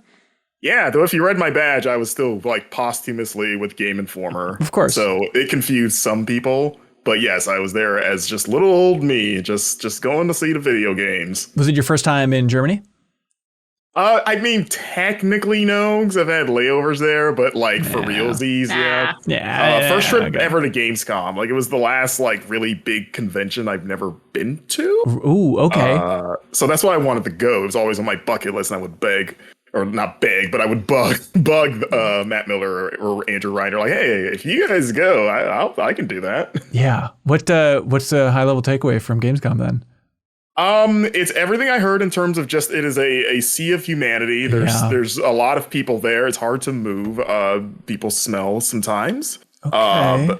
But it was fun. It was it's been not since the last E3 in 2019 have I been to something of this scale, especially like in a work capacity. So it was kind of fun to sort of like get back in that mode of navigating multiple halls filled with people to make appointments and play at like booths and all that stuff. It's like, oh man, I have not flexed this muscle in literal years. Yeah. This is cool because Summer Games Fest is very much a significantly smaller, more intimate thing. Yeah, it's just a barren, alleyway between a couple buildings where they give you a bunch of free smoothies. That's what Summer Game Fest is. Like, it's not really feeling convention-y, but That's kind of nice. There's no doubt about it. It's very nice. But that's, I was at Gamescom in 2013, and I don't know, I had a weird feeling where I was watching Easy Allies' kind of show floor tour of Gamescom, and it was just this overall feeling of we're all mourning the loss of E3, but it's like, oh no, it's kind of alive over there in Germany everywhere, everybody. Like in Cologne, there's this huge convention still happening with huge booths and hundreds of thousands of people pouring through this building. Like it looks incredible. Yeah, I mean, it's always been bigger than E3 in terms of size, hasn't it? Because there's just like, I think E3 always had like the 3 halls before they got rid of, what was it, Kensho Hall? Whereas this one has like 11?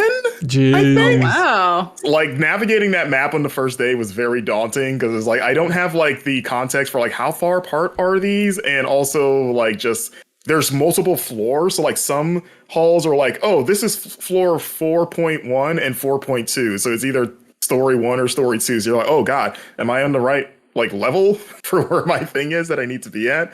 So that was like a fun little thing to figure out. But yeah, it was I mean, like in the mode of still sort of like transitioning from Game Informer, it was a nice sort of recharge of like, oh, being around games and the industry and like in a very positive space and seeing people having fun and just like super enthusiastic about everything was, nice. And in addition to just getting to meet up with friends and fellow like media and PR peeps and chop it up with them. What was the best? Give me the best. Give me the best hangout. The person you're most excited to talk to. Best time with all that good stuff.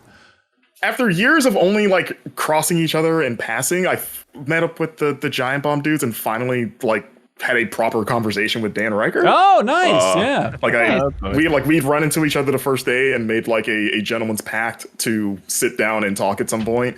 And then I messaged him like on I think it was the 3rd day. And then we found each other in the business hall and just talked about, believe it or not, we talked a lot about wrestling. No, you guys no, would ever guess that. It is funny. Dan has mentioned you several times in the frame of just like, that's Marcus Stewart's guy. I think I would get along with him. It seems like we have every interest overlapping, but I've just never really had a chance to talk to him. So Germany was the and I've answer to gotten that too from because we have so many mutual friends. It's like, hey, like you can come to Minnesota, hang out with Dan. You guys would hit it off, and we did hit it off. So we did not disappoint all the people that said those things. Nice. I did. So that was very fun. But yeah, getting to hang out with some CNET folks, hanging out with Sarah Thwaites and Jordan Ullman, did quite a bit actually. That was a lot of fun. Hanging out at the Courtney and Irish pub, which is basically the JW Marriott of Cologne, Germany. That's where everyone after the convention decided like this is where we're hanging out. This is where we're getting drunk and talking about the day and the games that we played and all that stuff. So yeah, and eating a lot of meat and potatoes and having to really hunt for vegetables. Oh, that sounds great. Okay, you get to play a ton of games there. Yes. Probably way too many to cover on a podcast, so we'll have to overflow it to bonus pod next week, the Patreon exclusive podcast, to unpack all this stuff. But I was so excited where I was like, hey, Marcus, could you give me like your top games that you would want to talk about that you're most excited about? And correct me if I'm wrong, your number one game that you're most excited to talk about melted my heart, and it's about to melt Kyle's, but Batman Arkham Shadow in VR. That's your number one? Yeah, I was surprised about that too. Hell yes. It's like a weird disparate thing where I'm a giant Arkham fan to the point that I think Kyle and I were the only people at GI that willingly beat Suicide Squad outside of Matt Miller, who had to review it, so he was forced to. But me and him were like, again, we made another like gentleman's pact of like we're gonna get through this together, right? Because we did a Arkham spoiled so video on it that you can still find. It's probably one of the few that the internet produced spoiled for Suicide Squad. But then on that same sort of token, I am not a VR guy whatsoever. I never owned any VR. This is the first VR game I think I've played in literal years. So it was my first time using a Quest 3 ever. But I had a pretty lengthy appointment. I think I was there for like an hour and a half. Got like a big old presentation just running through the game. For those that don't know, it's set in between Origins and Asylum. Like they said, it's 6 months after Origins. Okay. Isn't it weird to think that this is canonical with Suicide Squad? Isn't that a weird idea? I mean, I think it's weird to think that Suicide Squad is canonical with any of those games the other way around. Right. But yeah, they got a lot of the returning voice cast back, including Roger Craig Smith as Batman, because he played him in Origins. Yeah. The main villain, the Rat King, who is technically a new character, is voiced by, I don't remember his name, but he played Azazel in Origins as the you know what I'm talking about? Sure, Knight Templar guy. And yeah, a few other returning names, but it is the game is exactly as advertised. As like it is a full-on Arkham game, but just in VR. And I know that there was that VR Arkham City or whatever that was from years ago, which I've never made that played. little demo, yeah. Yeah, I'd be curious after playing this demo how similar or how far that game went in terms of like replicating the Arkham formula, because I think this game does it like all the way, like really well, where it is, you are playing an Arkham game in first person, like and apologize if I'm describing things that are just like basic VR things, because again, to me, it's relatively new. But you've got the Quest 3 handles. You are doing the Arkham style combat of just wailing on dudes and countering, they got the little lightning bolts. And what's cool is that when you're being attacked off screen, you can kind of see the little lightning bolts in your periphery. And the idea is that you just like smack them and you basically just like backhand them off screen without having to actually turn and look at them if you time it enough. Okay. And I think the game does a good job of sort of like indicating just like proximity of attack. So it's like, I never feel like I have to look at them. I can just like, oh no, they're close. Boom. So you're like punching a dude in the face with one hand and then you're just like swatting someone away. And it's like, oh, that feels pretty cool, actually. It was also tough because I think I learned about myself that I'm probably one of those like super flaily VR players, because I was really fighting not to just like if I'm throwing a punch, I want to like get into it and just like go like, oh, you're Batman, of course, yeah. Big swings, and I had to be conscious of the fact that there were like PR people and other players around me and not like knock somebody else. So I was like doing like little baby punches that didn't feel great, and I was like, oh, this looks lame. But you can do like cool little grabs too, like you can do like stealth takedowns where you just like grab a dude behind and you get them in a headlock and then you literally have to like wring their necks to choke them out. Jesus. The gadgets are pretty well implemented where you can reach into your chest and pull out your batarang and just like throw it at people. Or you've got your smoke pellets on like the base of his gauntlet. So you can just like physically just pull it out and just throw it down on the floor in the middle of the fight and then just like zip line out of there if you want. Is it? Okay, here's the thing. We've been optimistic about this game since the reveal. Let the record show. But is it a level of just like, oh, this kind of works for putting the Arkham formula in VR? Or is it like, this is fun as hell? That's what I'm trying to figure out. It's fun. I have fun with it. Yeah. It dropped the as hell. I noticed that. Bring back as hell. Yeah, I mean, it's fun. Like, it's not... They didn't, like, overcomplicate the controls, which I think is maybe the most impressive element, because you can do pretty much, from what I remember, just anything that you could do in the Arkham games. Like, if you hold down, like, I think it's the top and back triggers, like that's how you throw a punch. But if you hold down, I think the trigger and a button, you can do the like cape thing that stuns people. Like, you throw this cape out in front of people. So you're like the same strategy of like mixing up those attacks depending on how many enemies, which they do throw more enemies at you than I thought. I was like, oh, it's a VR game. They probably maybe throw one or two because they wanted to be more intimate. But it's like, no, they're throwing like 5 dudes at you.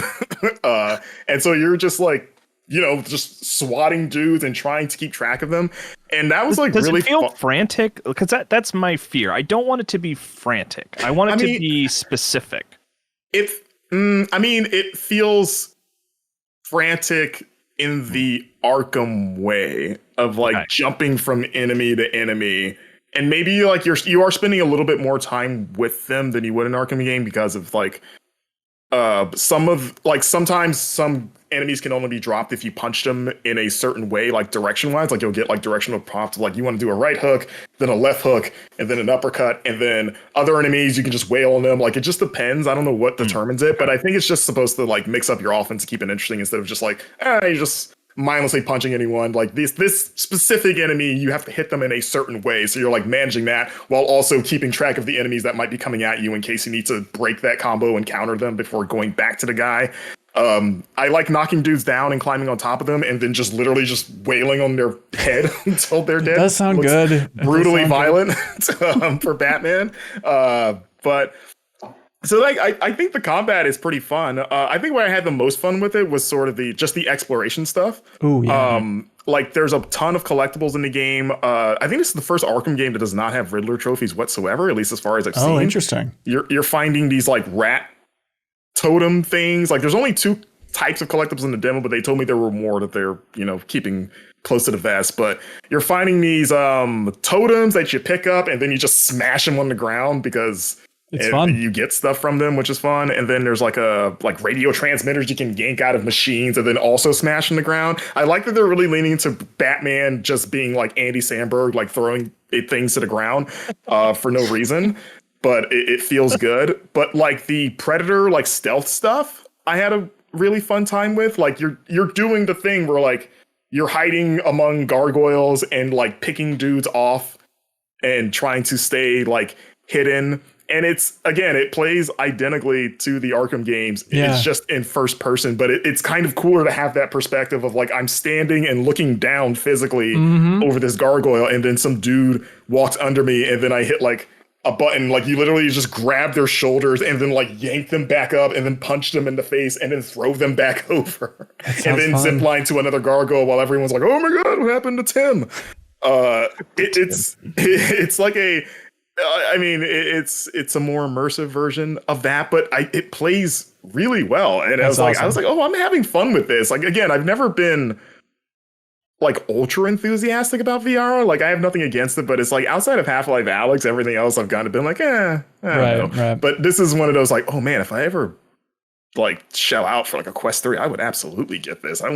This is pretty cool. I like this. Sweet. Just the presentational touches and also I just, again, as an Arkham fan, you're like, oh, I want to see what the story is of this game. Like it seems like it's got as much focus on narrative and like just like performances and all that stuff as like a proper Arkham game. And they also said that design wise they're mostly inspired by Arkham Asylum, but that it's more Zelda than Metroid, the way that Zelda was, because apparently there's like proper dungeons that they said are like Zelda-esque in their design. Okay. Like you're still like finding or getting like weapons to open up new areas like Asylum, but like the individual dungeons, I can only assume based on what they were saying, is like maybe like puzzle solving and stuff to get through those, and then you go back out into the like relatively linear like overworld of like Gotham and stuff. That's cool. Yeah, it's coming out October. I can't wait to dive into that thing myself. Okay, next one, Reanimal. You got to play this thing. This is from the creators of Little Nightmares 1 and 2. Yeah. This will either excite or disappoint people, but like it is straight up Little Nightmares. Yay! We That's did an it, exciting everybody! thing for me. Huzzah! Yeah, that's a good thing. I mean, to the point that there's technically 2 Little Nightmares 3s coming out. Right. That's sick, Like, though. That's awesome. It is cool, and I did play Little Nightmares 3 there too, so it was weird playing these like relatively back to back, where it's like Tarzir, the idea that they handed off Little Nightmares 3 to Supermassive to be like, we'd want to make our own new thing, and then the new thing they made is the same kind of game. Ta-da! Okay, so Reanimal, you say it's very Little Nightmares, which is not surprising. It's like, because the thing that separated Little Nightmares from Playdead games was always that you had full 3D, you had 3D movement, right? You can move back and forth. Where Inside and Limbo are strictly on a 2D sort of plane. Is Reanimal, you have like 3D control, you can move in and out in the environment? Kyle, I cannot stress enough that this is everything that Little Nightmares is. Okay, all right. Got I it, really got it. need you to listen to me when I say this. It's like, what if I told you that this game starred 2 masked children in a little person in a big world type area where, again, it is like semi 3D where you can move from the foreground to the background, and some of the puzzles revolve around dragging objects and climbing on them, and then occasionally you run away from a scary thing. Oh, that's so interesting. And That you can- this is coming out the same time around as Little Nightmares 3, too. Like, if there was like a 2-year little gap, maybe it wouldn't feel as weird, but it's so weird how close they're coming out together. Yeah, and like I'm trying to think, like the only big difference, at least from what I played, and also maybe from that trailer, is like the weird like animal motif, which I didn't really get a lot of that in this demo. Like the only like animal I saw was a pig, like a relatively normal pig, and I pet the pig because it was scared of something, so it wasn't even like a pig that was chasing me. There is like one monster in that demo that it does not look like any real animal. It's like this weird furry sack with like spider legs that kept popping up. And you're just sort of like running away from it and hiding. But like outside of like there's some really cool moments in that demo in terms of just like camera work. Like there was a chase sequence where me and and you can play this game co-op too, by the way, just like Little Nightmares. But I was like running up a spiral staircase, and it had this cool like top-down shot where you're just like climbing the staircase, and I was being pursued by these like little minions that came out of the weird furry thing, and the furry thing's like climbing up the center of the spiral, and it's like, oh, that's a cool shot, that's pretty cool. But like it was like, I was like, oh, I like Little Nightmares, so I'm having fun with this. But I was just really taken aback by like, oh no, this like I didn't even have to look at the controls because I had played Little Nightmares 3 before this, and I was like, I assume this is the same, like everything. And it's like, yep, everything's the same All right. button mapping, everything. So, like, So solid. wow. So it might be the real quote unquote Little Nightmares 3 experience, strangely enough. That's such a weird idea. Yeah. Who knows? I'm excited for it. I want to see more like the stuff in the trailer that wasn't in a demo, like all the weird mutated like sheep and stuff. Like and just like what is this world exactly? And I don't know if I haven't looked up anything of it. Like if it's supposed to have like any connection at all to Little Nightmares, or if it really is its own completely separate thing. Different publisher. I mean, I have to imagine it's just a clean break. Oh yeah, that's true because it is THQ doing it. So maybe, but yeah. Okay, this other game. It was at SGF. I didn't get to play it, but so I'm curious about your take on it. Phantom Blade Zero. Yes, this was one I didn't even know was on the show floor until I walked by it. So it was great. like a very pleasant surprise. It's if you haven't seen it, an action game, part of the Phantom Blade Zero series, which I had no familiarity with before this game debuted. So it's technically not a new thing, but it is an action game you play in, I think, Japan? Question mark. You play as like a swordsman. I don't even want to say samurai. I don't even know if that's accurate. Like swordsman, ninja guy. Right.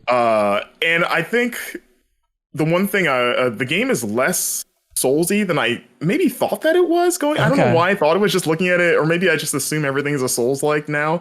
But pleasantly surprised that it's a straight up action game. Like, really, from what I played, no Souls elements whatsoever. And it's as fast paced and pretty and fluid as those videos made it look. Yeah, it looks incredible. Nice. Yeah, I think we all, or at least I did, had an element of like, oh, maybe I'll believe it when I see it. This looks a little too good. And then just watching people playing and getting my hands on it, you're like, okay, no, this is what this is. Awesome. It's it is a lot of like, if you're a stylish action fan, like just like a stylish blend of combining like light and heavy attacks. There's a parry and dodge mechanic that like looks cool in terms of presentation, because it'll trigger this like weird, almost like, I don't know how to describe it, like the screen just sort of blurs or something, but like you'll do like a last second dodge, this weird blur effect comes on that looks kind of cool, and then your character just like automatically positions himself behind the enemy to do like a backstab, or at least to get in a free hits before the enemy reorients itself, which took some getting used to, because since they're like moving you to a new position on your own, I was just expecting to keep hitting them from wherever I was attacking them from. But it plays well. Like, it feels like the demo wasn't very long. It was just sort of like pitting me against a few enemies and then a big boss at the end that was challenging, but like nothing, like it seemed like if that's the game's first boss, I could see it's like, oh, this is like the gatekeepy, like here's the first test of your ability kind of boss. Yeah. I didn't like, outside of just the how good it looks, both just like art direction and just like animation, I didn't see anything mechanically that stood out in terms of like, oh, I've never really seen anything like that, or that's unique. Sure. It's just like, oh, this seems like a really cool, well-made, like just melee action game. Yeah. Which, as a giant fan of those, I'm like, that's cool. You know, I'll take those all day, every day. Yeah, it's totally on me, but I feel like this game kind of got lost in that sea. I feel like in presentations, there's been so many games that look Souls inspired that are made in Korea or China. And so it's like, in my mind, I think I was confusing this with Black Myth Wukong for a while, or like, oh, it's Liza P, Stellar Blade. Like, it's all kind of First Berserker. Sure, yeah, everything's just kind of a little bit too blurred together in my mind. I need to get it straight. But this is Phantom Blade Zero. S Game is the name of the developer, and they're in China there. But no release date yet, right? I don't think so. Okay. Awesome. But hey, there's a ton more that you played. That's bonus pod material, baby. Patreon exclusive podcast. If you support MinnMax on Patreon at the $5 tier this week, Haley and Marcus can dive into a ton more games that you played there, all that good stuff. And you also unlock the podcast each and every week. You know, like this last week, Janet was on for a 2.5 hour episode, Haley. Yeah, we were gabbing. It was good. Yapping away. It was fun. Janet talked about like stuff she played in the Gamescom preview cycle that they brought to LA. Like, she talks about playing Obsidian's Avowed, stuff like that.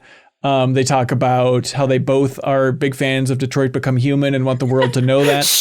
Haley, what the hell? Haley, I'm with you. I like playing that game too. I'm not defending David Cage and everything that studio's ever done, but like, honestly, Beyond Two Souls, Detroit Become Human, I have a blast playing those games. It's so much fun. Little chart at the end of every level in Detroit Become Human where the little thing goes cheep, cheep, cheep, and you see how many potential options you missed. Yeah. I don't know. There's something there. There's something there. So you can check that out if you're a Patreon supporter, of course. Hey, Kyle, you tell me if this is fair, if this is unfair. I need your official verdict. Okay. Is it fair to point out to listeners and viewers that, like, here's what are not on the MinnMax show. Those obnoxious automated ads, you know, that are at the start and the end of almost every podcast you listen to, or they just like jump in randomly in the middle of an episode and the volume's always completely different and they're always screaming about some local casino. I'm not trying to guilt people into supporting us on Patreon. It's just an option if you want to help support any bit of games media out there. But just to remind you, we don't have those annoying, obnoxious ads. Also, wonderful. But we'll get them if you don't support us. No, but also just so you know what's going on behind the scenes, like, we turned down a lot of ad placement on this show for a lot of boner pills, a lot of shave your nads. So we're trying to keep the ads classy on this show in the hope that people enjoy it. And then they can go to patreon.com/MinnMax with 2 N's, find a tier that is sustainable for them, that keeps this whole thing sustainable. So just a light nudge that this could be a lot messier for y'all if you want to go the hard way. But no, we appreciate the support from everybody. Is that a boner pill joke? Oh, great point. Hey, Haley, that was a great point. Don't put yourself down. But also, last plug for the Patreon is we're coming up with a new month. So if you want to join the $50 tier, even just for 1 month, I know this isn't a highly sustainable thing, but for 1 month, you can put any image you want on the Wall of Heroes, which is the rotating slideshow on every MinnMax video. This will be throughout the entire month of September. $50 for any image you want on there, within reason. We love inside jokes. I love people promoting independent record stores. Indie games are getting on there. A part of me feels like, what's everyone doing? It's $50 to get your indie game seen millions and millions of times literally throughout a month here at MinnMax. So please don't overlook that if you want to plug your passion project, your small business, your podcast, your Twitch stream. There's so much good stuff on there. There's a dog in a suit that rotates, and it looks like he's part of the podcast whenever he comes up. I like him. It's Maniacs Stories. I think it's Maniacs. Yep, it's great. So again, $50, you can jump in there for 1 month, get a promotional image on every MinnMax video throughout September. I know I say this every month, but I'm genuinely surprised that more people don't jump in there because it's the cheapest billboard you can imagine. $50 for literally millions of views. I'll show you the numbers if you want. But also, shout out to some of MinnMax's biggest supporters. I'm talking about folks like I Am 8-Bit, of course. They want everybody to know about Simpler Times. Simpler Times, everybody. It's available on Steam right now. It is a game that I Am 8-Bit published. If you enjoy soothing, relaxing, beautiful experiences all about savoring life, and Marcus, I know that you do. I can't help it. I know you're a bit of a lifesaver over there. People as Batman. That's right. I used to be a registered lifeguard very briefly in my life. Hey, look at that. Simpler Times, everybody. You can check it out on Steam, or you can go to I Am 8-Bit's wonderful online store, and you can get the vinyl soundtrack to Simpler Times, which is available as well. We greatly appreciate their support. You can directly support I Am 8-Bit by going to I Am 8-Bit's wonderful online store and using the promo code Super Soaker Sunday. Super Soaker Sunday for 10% off of everything under $100. We appreciate you using that code because it lets them know that, hey, people are listening to this, and they truly are an awesome partner. So please keep them around. And we want to keep them around because everybody who supports MinnMax on Patreon at any tier can submit questions over on Patreon each and every week to make the show better. We love all those questions that we get to boil down to the best of the best, and then we choose our number one favorite, and that person wins a prize from I Am 8-Bit. And so this week, because I Am 8-Bit's cool, whoever has the best questions submitted over on Patreon, they're going to win the Muppet Christmas Carol vinyl soundtrack. Just is it the Kermit Green or the Miss Piggy Pink? It is the blue one. I forget who's on the cover of the blue one. Gonzo Blue? Probably. Let's go with Gonzo Blue. It's got to be Gonzo Blue. But I Am 8-Bit's very cool. So you can get a Muppet Christmas Carol vinyl in the mail, which I can't imagine getting anything better in the mail. That's as good as it gets there. Okay, Marcus, you ready to remember each and every one of these questions and remember to choose the number one favorite at the end? He goes over them at the end. Don't worry, Marcus. Maybe I won't this time. Maybe I won't this time. Put this notepad away. Mm-hmm. Yeah. Ben from Den writes in and says, hey, the Little Nightmares games tapped into some especially primal fears, and I think they captured beautifully the diabolical whimsy and dark imagination of childhood anxieties. One of my little nightmares from childhood was looking... Okay, you guys ready for this? Was looking out the double-paned windows of my house at night when the other side was dark, only to catch eyes with the distorted Terror Realm version of myself staring back from the void. It made my stomach turn. It's a dream, or what this? I think they would just be scared of that happening, of seeing nightmare version of themselves. I do think about that all the time. Like, what's the scariest thing I could see? And this is such a baby move, but it's like looking out the window at night if someone was just like standing right in the window. And if I walk into my bedroom and someome's just there, like, yeah. What that would feel like in that moment. I sometimes make myself go through those emotions, and I'm like, why'd I do that? Why do I do this so much? So Ben from Den's wondering, what little nightmares fueled your fears as a kid? Yeah. When the first Jurassic Park came out, I had it might be the only real recurring nightmare I've ever had, where it was the same thing where I would be in my bed under the covers, and my bedroom door would be ajar, and I could see into the living room, and there was a velociraptor in my house that was just sort of like sniffing around looking for me, and it would be making its stupid little raptor noises, like the little squeaks, and then it would do like the cuckoo. Oh, you never want the caw from the raptor. That's the worst thing you can hear from a raptor. And then, but like every time it did the cough, it was like, it would see me, like it would do like the you would think like, okay, it's gonna go away, but then it would do like the quick head snap and then like make direct eye contact with me, and then like start running, and then I would try to get up and close the door, but it would bust through and get on top of me and kill me. And that went on for maybe like a month or so. This was a dream you were having, or are you just kind of visualizing the whole didn't thing? happen. No, this was a legit nightmare I was having. Oh, okay. Did Fallen Kingdom have a huge impact on you though? Because then it really was just like a dinosaur in the house. Like, remember that movie when it's like slowly peeling down the sheets on the bed and stuff? Like, it's bizarre when that dinosaur's in that bedroom in Fallen Kingdom. We should talk about that more. It's probably the best part of that movie. Yeah, I think so. Other than the dinosaur auction where they were selling T-Rexes for like $48. Yeah, it's just like the Tiger King of Jurassic Park. Yeah, exactly. You got a hot one? I have another movie related one. Jumanji. The Robin Williams movie freaked me the hell out. Specifically, the idea of him like getting taken away from everyone and having to live in the jungle by himself for 30 years or whatever. Like just that, and it wasn't even like I would visualize like how would I survive in the jungle? What scary things were there? It was just the idea of being taken away and transported to somewhere else for like away from your family for like 30 years. And there was months where it would like prevent me from sleeping when I was young.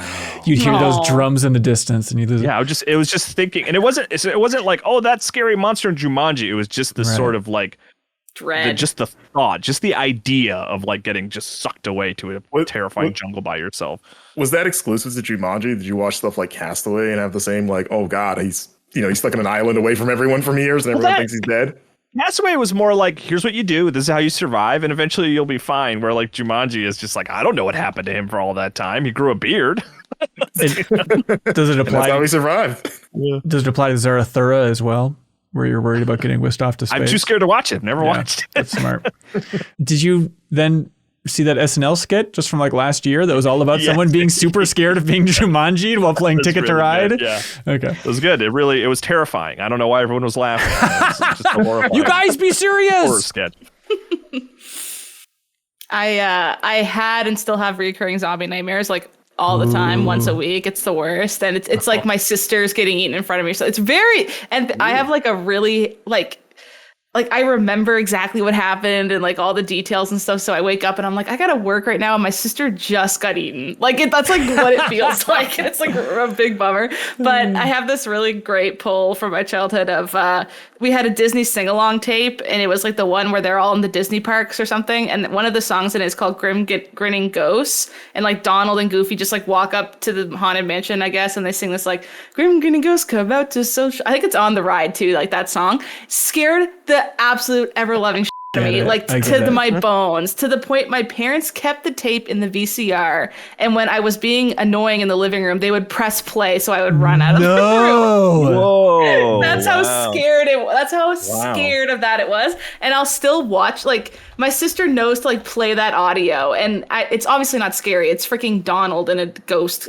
cape or something walking around. But like I get tapped into my kid energy, and I like get tingles up my spine, and I'm like, turn that on! Like I get like really angry when I hear that song, because I used to think it was like I'm getting murdered level of scared. I was terrified of it. Look, I'm looking at these lyrics right now. They're not messing around. Grim grinning ghosts come out to socialize. That's the scariest thing you can do to a ghost. Like, it's smiling and now come out and actually interact with us for a while. Or we'll get nuked if we play the actual song, right? I'd imagine, Mickey Mouse will Disney come. Music, It's terrifying. Sorry we couldn't torture you lately. Yeah. Oh, thank you. I wish we could. I get that. Mine was unreasonable, but a ton of nightmares. I was a scared kid all the time, yada, yada, yada. But like, I remember being so terrified about if I was like taking a bath as a super young kid, right? Like if my parents like started draining the tub while I was still in it, it was a nightmare. Like I would lose my freaking mind because I thought I was going to get sucked down the drain. So like I needed to be out of that tub before they started to do that. And I was trying to think like, where's this coming from? And the best I could figure is, isn't it Flubber have something like that in it? You get sucked down a drain and Flubber. That's why I Wait, wasn't that that was a Rugrats episode where they were scared of getting, because Angelica told them they would get sucked down the drain, and there was that like a whole totally thing Angelica. where they kept trying to clog the drain. Really? Oh, funny. So maybe Like it's they filled it with sand at one point. I'm not alone. Apparently, if it's good enough for Rugrats, there's other kids who are scared of this. But the best I could figure is it's in Ghostbusters 2, there's that super scary shot where she's putting Oscar in the tub and then it's like the pink slime, like blah, trying to come and eat him. So like, I know I watched Ghostbusters 2 really young, but it's not like the Ghostbusters were sucked down there. Maybe I thought that I'd go to the river of slime if I was sucked down into the sewers. Maybe you never really thought about it in the moment to make the connection. I guess it was so. just panic. I stand by that scene being scary though in Ghostbusters 2 with that slime guy in the tub. Oh, it's the worst. More What's or the less game? than Grim Grinning Ghosts. Equal more. I think we can all agree. I mean, I haven't heard that pretty song, equal. but I'm just imagining singing about a grinning ghost, and I think a slime monster fueled by hate in my tub is worse than But what if the smiling. ghosts come out to socialize? You know, That'd be actually, if you worse. put it that way. Yeah. Hang on. Shrouded in the depths disguise, they pretend to terrorize, the lyrics say. Wow. This is really winning me over. What's the game whose title I can't think of right now, where you play through a sequence where you're like a baby drowning? Edith Finch. Edith Finch. I'd yes, argue we did the right. deepest dive on it. Yeah. Yeah. It's a bit of an Edith Finch spoiler. Was that especially horrifying for you? That was more sad than horrifying, I think, in the game. I think it's both. Yeah, it's a little bit of everything. Victor Pham writes in and they say, hey, someone on Twitter theorized that part of the reason why Sony games, by the way, this is a good way to start any conversation. Someone on Twitter theorized that part of the reason why Sony games trend higher on the review scores is because of the long lead time they give to reviewers. Why do some companies not give reviewers enough time? I don't know about that, but Yeah, I mean, is Sony, I don't know if I've ever connected. I guess it's a pretty good heads up recently from Sony for a lot of their games. generally, like I remember we got Horizon Forbidden West pretty early, but I mean, there's like a billion different reasons why that happens. I mean, some of it is as plain as like, we really want this game to sell and maybe we don't have a ton of faith in it. So here you go a day before. Right. Good luck, idiots. Yeah.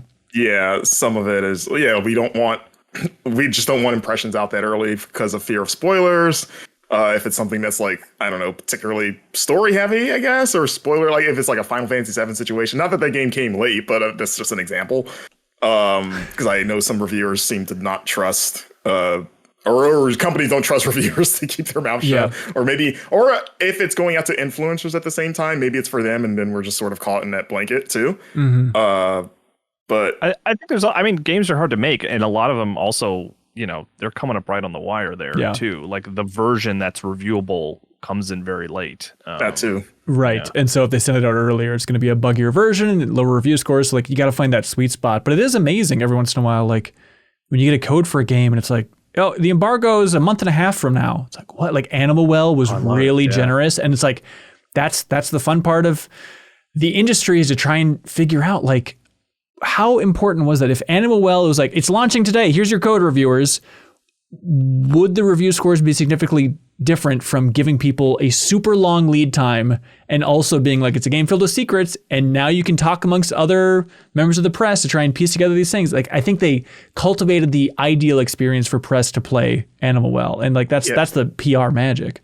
And I feel like, and maybe you can only speak to Game Informer specifically. I don't know how other outlets do it, but if a game comes that late where it's like you have 24 hours to play the game and post a review, I think at that point we've always just been like, well, we're giving ourselves our own lead times because screw that. So it's like, we're not going to, we don't feel rushed because we're just going to take our time and play this because you decided to send this to us super late, you know? Yeah, so it seemed like Outlaws got out there pretty late for a Monday review embargo lifting, I believe.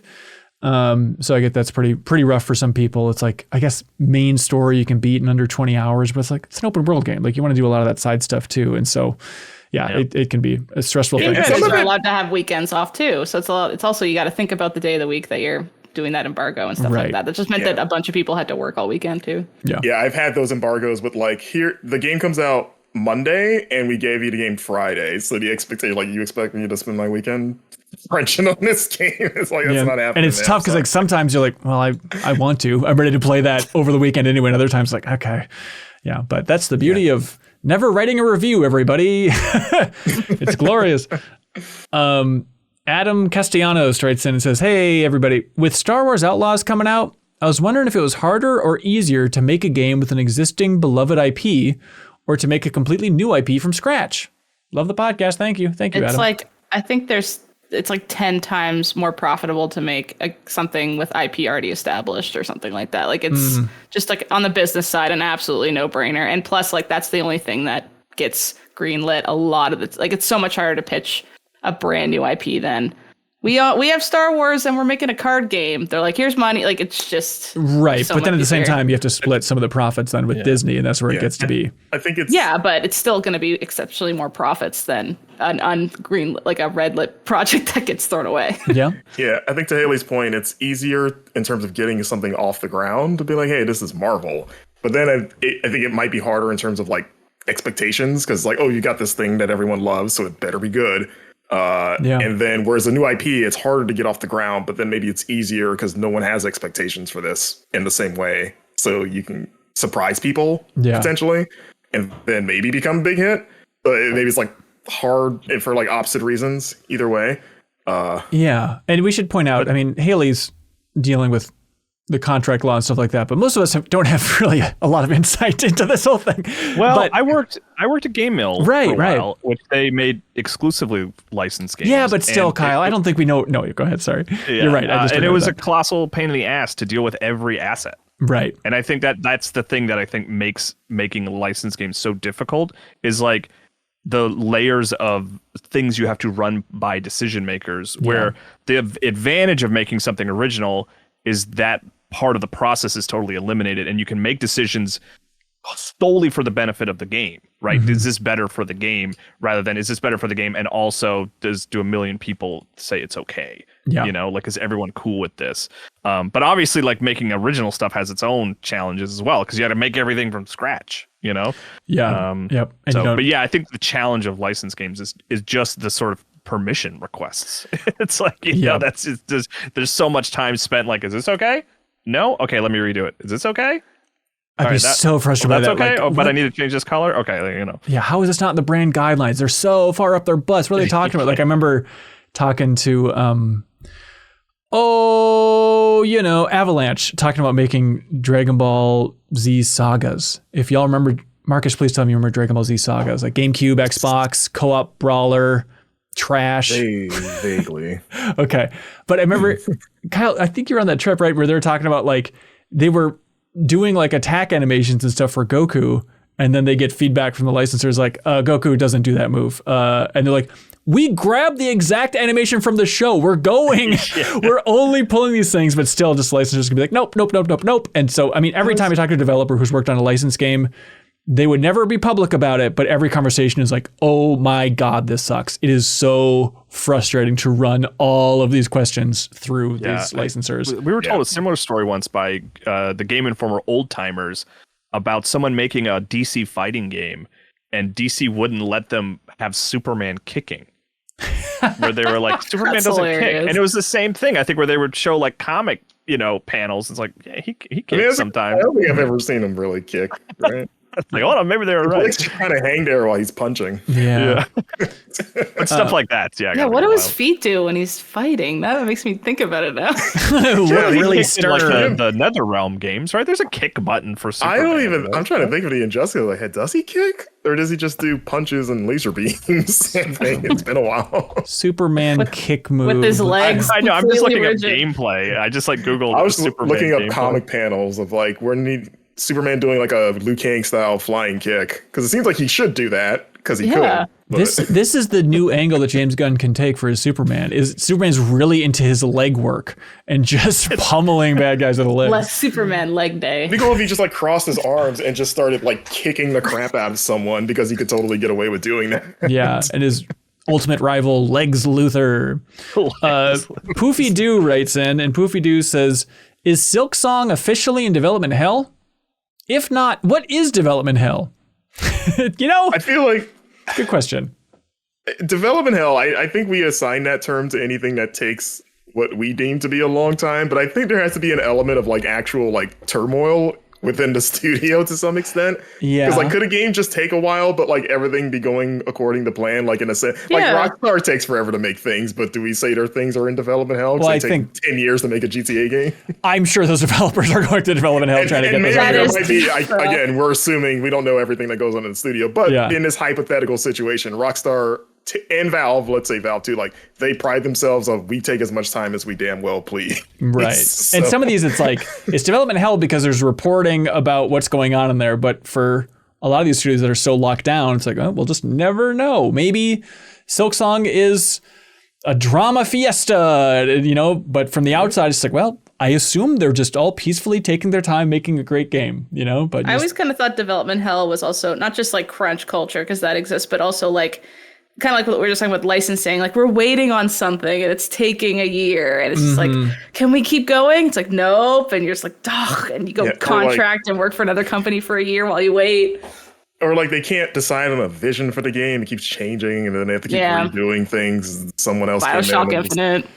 Yeah. Or even like Anthem. That interesting. Yeah, I always just think of like Duke Nukem Forever. That's like ultimate development hell, right? Of like, okay, we want this to be cutting edge tech. Okay, well now it's kind of behind the scenes, so we need to reboot it again to get caught up. Okay, now it's taking so long to develop. Now we're behind the scenes again, or behind the times, I should say. Yeah. Was the Last Guardian development hell? Like it took forever, but was it like, did it ever come out like something was like wrong in there? That's a great question. I don't think I've heard one little behind the scenes anecdote of what is going on with that.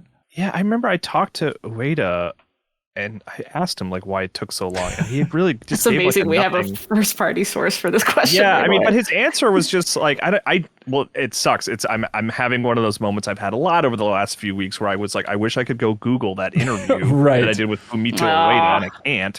But it was a really like, it was not a headline answer. It was just kind of like, well, you know, yeah, I really want to take my time on it. You know, it was like, and I was like, well, did you stop development at some point? And he was like, no, we were always working on it.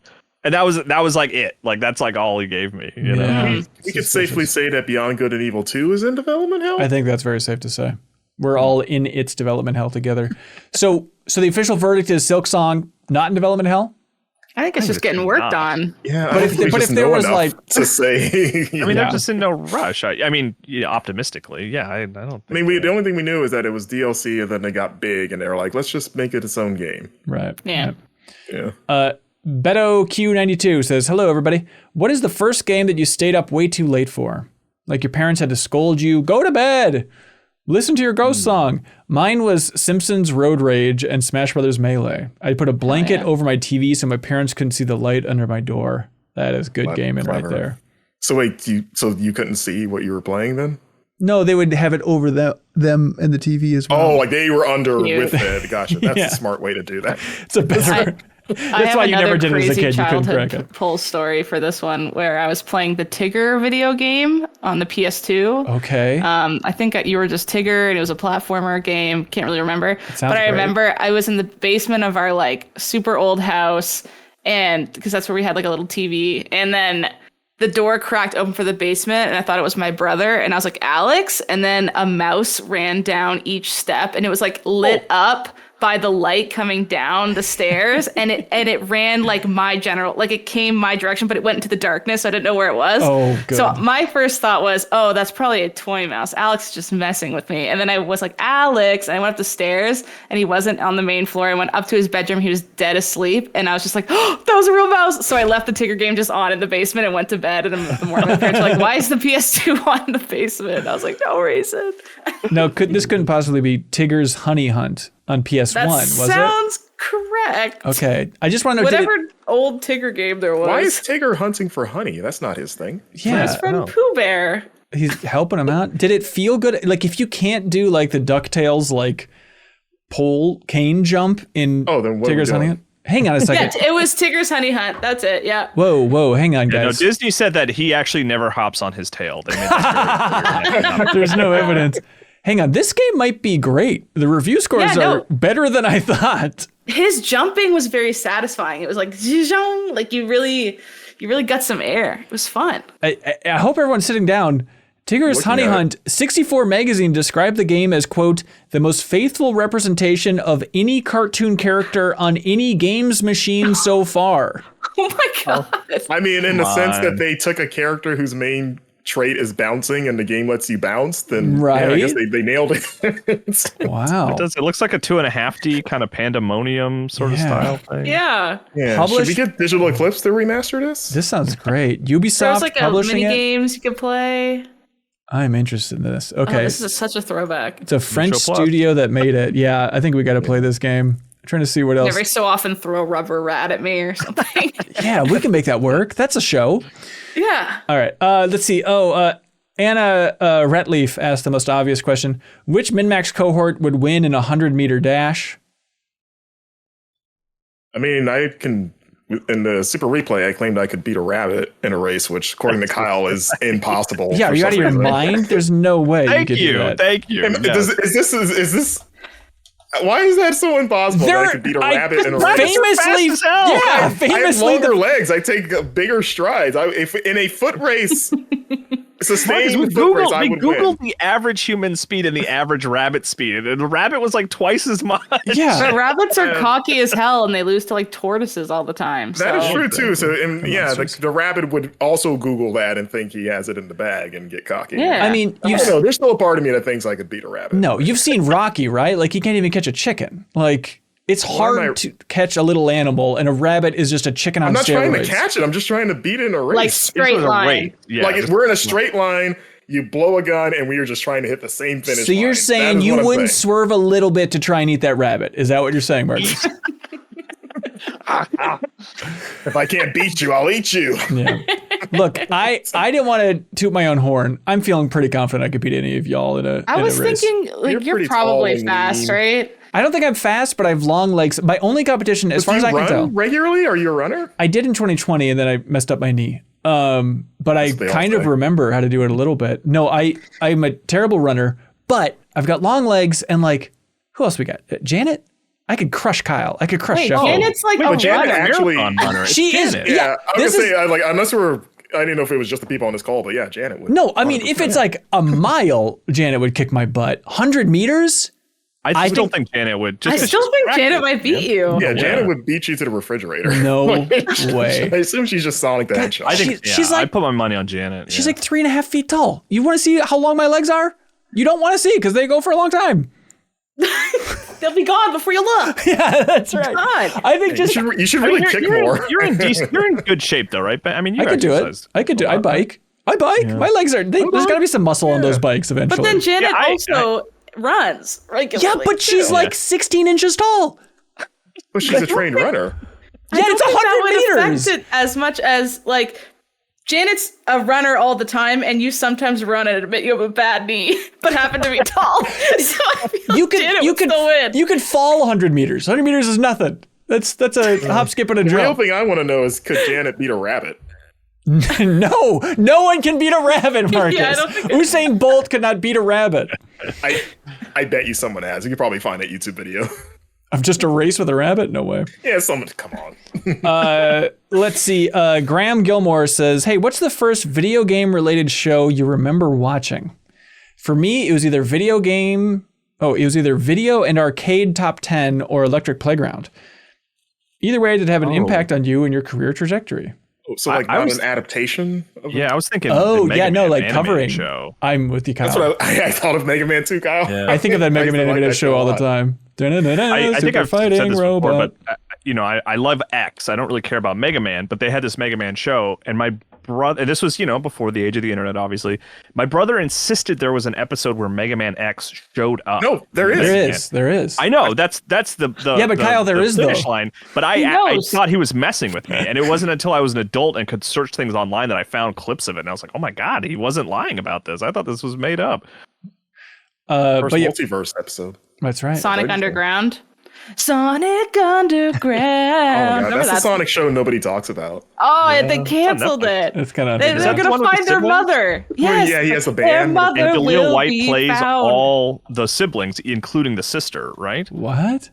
Yeah, it's I like think. the little triplets, and then they have their band, and Oh, then the yuck. whole tease. Excuse me, I'm the sorry. whole tease was they're trying to find their mom, and it's like the mom gave them away, and it was like this prophecy or something, and then they Yeah. canceled it, and you never got to learn what happened to the See, mom. people said that was like not true lore in the Sonic movie, but clearly Sonic Underground. It's the owl. I loved it. These freaky, like the green-haired Sonic in Thunder Underground is one of Listen the to worst characters listen I've to ever. the theme song. It is like one of the best theme songs ever. Okay. Something first of a Netflix. deadly fate. awesome. My daughter watched it actually. She like found it on Netflix and watched a good bit of it. Nice. Is it pretty yeah, good? And Jaleel White, like I said, voices the sister, I believe, and it's very clear that it's Jaleel White also voicing the sister. Like he's, you know. All right, here's the song for Sonic Underground. Does it start with? Background You music. I don't know what this is. You suck. Sounds echo through the See, hall. literally, I get claimed like even the intro weird guy voice, I hate it so much. This is just Thriller. Be still. That Well, actually, you know, you're kind of making fun of Haley. That's horrifying. This asynchronous, like, organ slam. Like, a guy tripped and fell on the organ. Oh, I hate it. It's really When we don't start to socialize. I hate it. It's a weird choice for a Sonic, but And then when we went to Disney World when I was like 5, my mom told me we couldn't get to the other side of the park unless we went on the Haunted Mansion. I couldn't go on the Dumbo ride. I thought it was like the place in the park that splits into the rest. I know, because everyone else in my family wanted to go on it, and I was terrified of this tape, and it was that real. So I obviously didn't want to go on the ride. How was it, though, ultimately, though, right? It was I would close my eyes the entire time as a kid, and when I was older, I was like, this ride's awesome. The thing with the portrait stretching, iconic, love it. yeah. great. Yeah. Yeah. Yeah, I didn't watch any of those G4 shows or anything. Did anybody watch one of those? That, like, I did actually. Yeah, I mean G4 was big. I remember Yeah. the first time I saw gameplay on my television. I was just flipping channels, and it was before G4. It was like Spike TV or something, and they had a video game review show, and they were talking about like the N64, not Rogue Squadron, but the follow up, Star Wars like piloting game. okay. And I remember just being like, I'm seeing video games on my TV without a controller in my hand. This is blowing my mind. And yeah, I was a devoted G4 watcher for a little while there, for sure. I feel like result. mine would have been YouTube or something because I didn't have the channel, whatever fancy channel G4 I'm came with on. you. So that is a huge gap for me. So if I have stuff like Angry Video Game Nerd way back in the day, that I was like, oh, someone making like a show about video games. Yeah. I guess like on the spot at GameSpot probably would be. I'm trying to think like of what I would have watched even online that was like a recurring thing before that. Yeah. But I mean, Replay was an early one for me. okay, sure. When that I remember started. College Humor, the Dorkly side of their website, had little like game animations and stuff. Oh, I watched when yeah. I was younger. Yeah. Villis writes in, says, all right, Ben, and please have the others chime in. Having recently enjoyed the exceptional Disneyland attraction Rise of the Resistance, would you recommend to a Star Wars fan all the money and time it would take to enjoy it, or should we just play some Star Wars Outlaws? This is something that I lived recently, where I was talking to a friend of mine who's a big Star Wars fan, and he had never been to Disneyland or Disney World, and I was trying to explain to him Rise of the Resistance and how freaking awesome it was. But then it really came down to it, like, should this guy spend thousands of dollars to experience Rise of the Resistance? I can never recommend that to anybody. It's awesome, but like, come on, thousands of dollars? No. Yeah. I mean, if you had that money, you should have stayed at that Star Wars hotel while it was still open. Well, Right. but I mean, it's like we've done family vacations to Disney recently, and it was Yeah. like stellar. It was fantastic. It was like worth all of it. It was like, but I also have a 12-year-old daughter who is like almost like the perfect age. Yeah. So like, it is a fantastic vacation to go to Disney, and if you're gonna go in there and do Rise of Resistance, you could do the rest of the park and have a great time. You know what I mean? But Yeah. yeah, if there was like some weird version where you just beeline to there and then walked out, and that was like all Okay. you did. All right. Well, that would yeah, be you're odd. Okay. It's like But that, realistically though, Kyle, like, hang on, Marcus, were you going to make a tiny reference to Tiny Toons Adventures? Or? oh my God, I was. How did you? It's like just go to ride the monorail. Because we're the same age, and I feel like Tiny Toons, How I Spent My Summer Vacation is one of the greatest films of all time. Yeah. It's great. By the way, Haley, how about that call? What? That I knew that's what he was going to say. Oh, I thought you meant like a phone call or something. No. Pretty crazy. Thanks. You and Kyle seem to share a brain a lot of times too. Like we do it. You're like, what's that game I'm thinking of, Kyle? And Kyle's like, blank. You're like, yeah. Yeah. I'm just like, end the call too. And I'm like, what the hell is that? Okay, but like Minnesota family of 3 going to Disneyland Yeah. for that trip. Is that Disney World, it's the better part. whatever? You pick your It's in poison. Florida. Oh, are we talking over $3,000? for that Yeah. total? Oh yeah, for sure. Over $5,000? Absolutely. Probably. Yeah. Jesus, Martha. I mean, to me. I mean, for us, it's like. I mean, it's funny because we went to World and Land like over the course of a year and a half or so, but it really did feel like a once in a lifetime. Like I was starting to get anxious as my daughter was growing up that we might not make it to Disney, like in a weird way, because I was like that she has to experience that, like that just has to be part of her childhood, and I was getting scared it wasn't going to happen, and so like it was a lot of build up to it, and yeah, I don't know, I'm like we're getting away from the question, but like. I Rise of the Resistance is great. That whole Star Wars area is cool, and I don't even really consider myself that much of a Star Wars fan these days. But like, I love that whole area of the park. It's one of the reasons I like Star Wars Outlaws is because I feel like I'm kind of hanging out in that area of Disney World and Disneyland. Yeah. You know? But I mean, Ben, yeah, I mean I mean, it's a lot of money to experience a very cool ride, and like it's a tough call to make that monetary investment, but it's a really cool vacation. You just got to do everything, you know? And if you call it an investment, it does seem smarter. That is true. Did I say it? I guess I did. Pork Bun Powered writes in and says, what good game do you think was done a disservice by a terrible/boring name? This question has been brought to you by Horizon Zero Dawn and We Happy Few. I like We Happy Few. Yeah, I like that name. I was gonna say Binary Domain. Because I feel like that game's charm really is bad. how weird and quirky it is, and that is the most like boring. Like that name does not suggest at all how just like off the wall that game gets, because it's such a weird B movie style game that I love so much. Yeah, that's good. The Order, like any, Yeah. Oh, that's bad. 1886. yeah. I'm trying to think. Even like studio names, like The Initiative. I'm trying to think. It's like there's so many of just like the blank. It's like what? It doesn't mean anything to anybody outside that place. Strangers of Paradise. That Final Fantasy. Yeah, game? but Final Fantasy Origin is at least in there in the subtitle. That's something. Does anyone ever say that? No, I don't love Final Fantasy. I don't in either. general. I don't Like, either. what's that even mean? I mean, I think It's you like it. evocative. That's why It's it works. Final Fantasy. It's false We've advertising. said it for so long. Yeah, it's just like they keep coming. and the legend. Actually, I really like Final Fantasy. I like the alliteration, and I do like that it's like, well, what does that mean? Like, I don't know. It was always intriguing to me growing up. Yeah. Even from this year, Mini Shoot Adventures. That was Really- such a bad name. Really bad name. For a Especially video the weird Such a good like name. apostrophe. Yeah, That's in there. it's the worst. And they said that's part of it. Don't take that out. Like, Yeah. they doubled down on the apostrophe. Of course, We the really game need that in there, guys. Yeah. the game we mention every week on the podcast, Shadow Gambit: The Cursed Crew, of course, Horrible. on the Hall mean, of Would it have Fame. been called Cursed Crew? Would that have been better? I don't know. Yeah, I think that's Maybe better. just Shadow Gambit. Shadow Gambit sounds cool as a name. Sorry, Marcus. Still pretty forgettable. I Okay. think. Detroit dying- Become Human sucks. That's a horrible name. I kind of like Detroit Become Human. It's like dying like two, stay human is like they did not need that second part Yeah. at all. Like I remember we all just cringed when they revealed that was the full title Right. That was so odd. with no colon either. Is there ever a name that's bad, but then I guess like in a Final Fantasy style way, kind of wraps around like, wait, no, maybe it's good because it stuck with me because it's so bad.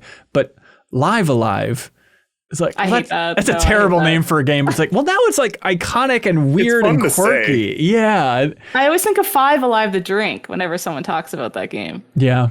Ooh, Canadian thing? Ricky Marouse's Death Oh, Stranding it's like 2 on the beach. That's true, but at least you know what that is to some extent. Like it's like the new IP that's getting out there with just the That game's flattest so weird. It's zero. allowed to have a weird name. We're okay with Games, it. yeah. Yeah. Speaking of confusing names, Justin Lotman writes in, and I thought this was an interesting question, saying, any chance Astrobot breaks through like Baldur's Gate 3 did last year? If there's a god, Justin, they say, feels like it's hitting a lot of the same marks. Underserved genre, devs with a great track record, love for the medium, consumers in its corner, advocating for its greatness. There's no doubt Astrobot's going to be a better game than Baldur's Gate 3. But there's no way it's going to sell Oh my anyway. God. No, I'm just joking. I I'm see just joking. Astrobot naked. It's a great question. In the start screen. I mean, he's technically always naked. Yeah. Oh, you should have had that question in your rapid fire. Will we see Astrobot? Is he naked? finally? Show us his nudity. I had the skin version of Astrobot in there, but Yeah, that was close. It was Beans. I thought it was Beans. Yeah, I love that he said, "Are those beans?" No, that's human skin. So I think, I guess we're talking about, like, I don't know, we're going the metric of financial or critical acclaim for this. But He says breaks through. That means Zeitgeist, sales wise. you know, just sales wise, like I feel pop like. culture. mainstream sort of ish thing. I think it'll do the best out of those, I guess, the 3 games or the series for sure. The thing about Baldur's Gate, though, is it was so malleable that, like, everyone saw something with it that they wanted to do, except for me. But, like, they were like, you know, oh, I can have an RPG adventure, I can romance, I can make my character. Like, there's a million different things you can do with that game that appealed to people who didn't even really buy a lot of games, right? It ended up being maybe their one game that they bought that year. But Astrobot, if you're not that interested in playing a platformer, like, you're going to look at it, it's not going to convince you, right? A stellar reviews and gameplay footage is not going to convince you, like, oh, well, this is the platformer I finally play. It's like, it's a specific genre that's only going to appeal to a certain, you know, a certain group. My wife will never touch Astrobot. It doesn't matter how much, you know, how good the reviews are. She just hates platformers, you know? Yeah.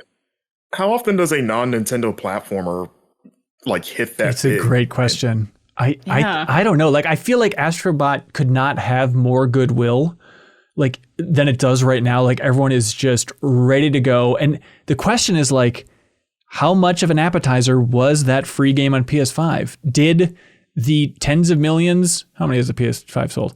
A number of people that bought a PS5, did enough of them play that and say, I'm hungry for more? And they'll have some familiarity with the brand because of that pack-in game. Did kids across the world play the Astrobot that came with PS5 and now they're ready to spend $60, $70 whatever the heck it is? I think a lot of people did. I think so too. I don't know. So I'm looking at sales. Sackboy: A Big Adventure sold at last reporting 1.2 million. And that game was great. I think Astrobot's going to kick its butt, but it feels like Astrobot's going to be a juggernaut. I think it's going to be a critical darling, and I could see it crawling its way to 5 million, maybe. That's. I'd be surprised if it's top 3. Is there a part of me that's like, because the last Ratchet and Clank game didn't do it. That's a great comparison. Like if there was a platformer series, and I feel like that's, like, by default the flagship platformer franchise for Sony at this point, and it also came out at a time where people were like just like starved for PS5 exclusive games. Yep. And that didn't make, like, the dent that I think, at least I hoped it would. So it's like, does Astro Boy stand a better chance than, like, a brand new Ratchet and Clank game? It's a great question. So it looks like, this might include the PC version, but Ratchet and Clank Rift Apart has sold over 4 million copies, apparently.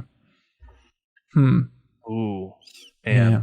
I don't know. I could see Astrobot outdoing that, especially, I hope so. I hope so too. I'm excited for it. We do have that the first new Rapid Fire at MinnMax Rapid Fire interview. We're kind of picking up that legacy, and we did an interview with the creative director for Astrobot that you can find on MinnMax's YouTube channel. I was so excited about that. And Kyle, I think I talked to you a little bit about it. I meant to talk to Leo about it on this podcast too, because I feel like I'm bugging Leo because I'm so excited about Rapid Fire. I just keep sending him ideas and questions and like, oh, check out this data, blah, blah, blah, blah, blah. Maybe you can do this, blah, blah, blah. But like, it's just so much fun to, like, you know, for writing the Astrobot questions, Leo and I just went out for breakfast. Kyle was busy. He couldn't make it. But just went out for breakfast and just, like, had COVID. That's what it was. That's what it was. But just, like, writing those questions over breakfast, like, I don't think anything's more fun than that. Like, I am so excited about putting more rapid fires together in the future. I'm excited to see you guys doing those. That was one thing I was afraid I would not see again, because those have always been fun to watch and fun to do. Yeah. Yeah, it was funny. It was like, I was talking to Alex Dadnick a little bit. And he's like, yeah, are you doing rapid fire? Because I remember talking to you a long time ago, and you said, if Game Informer ever goes down, you're going to jump on rapid fire so fast. I was like, oh yeah, that's exactly what we're doing. Is super eager to keep that rolling. And so it's a weird spot now where that Astrobot interview, you know, I still have, like, this feeling of, like, MinnMax is so successful on Patreon. We're so thankful for the huge community. Don't take this anyway, but at the same time, like, we do fine on YouTube. I don't think any publishers are looking at our YouTube numbers and being like, oh, MinnMax is like a huge outlet. You know, I feel like for the size of our community and our Patreon support, our YouTube numbers have never really been there. And so I'm just so excited because it feels like, oh, I think rapid fire is like the thing that can boost us on YouTube, and it's the missing ingredient.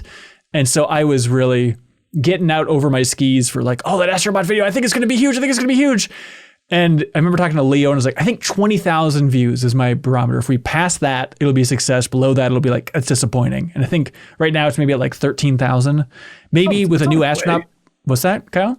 It's on its way. Yeah. It might pass 20, yeah. But I think it was just like, I was getting so excited, but I should have I think for not having a huge cover story tied to it, because I think that helped. Sure. Rapid Fires too is like, oh, there's existing hype around that game. I think that's pretty good. Yeah. And I'm hoping, because it's an interesting thing of like this first rapid fire here.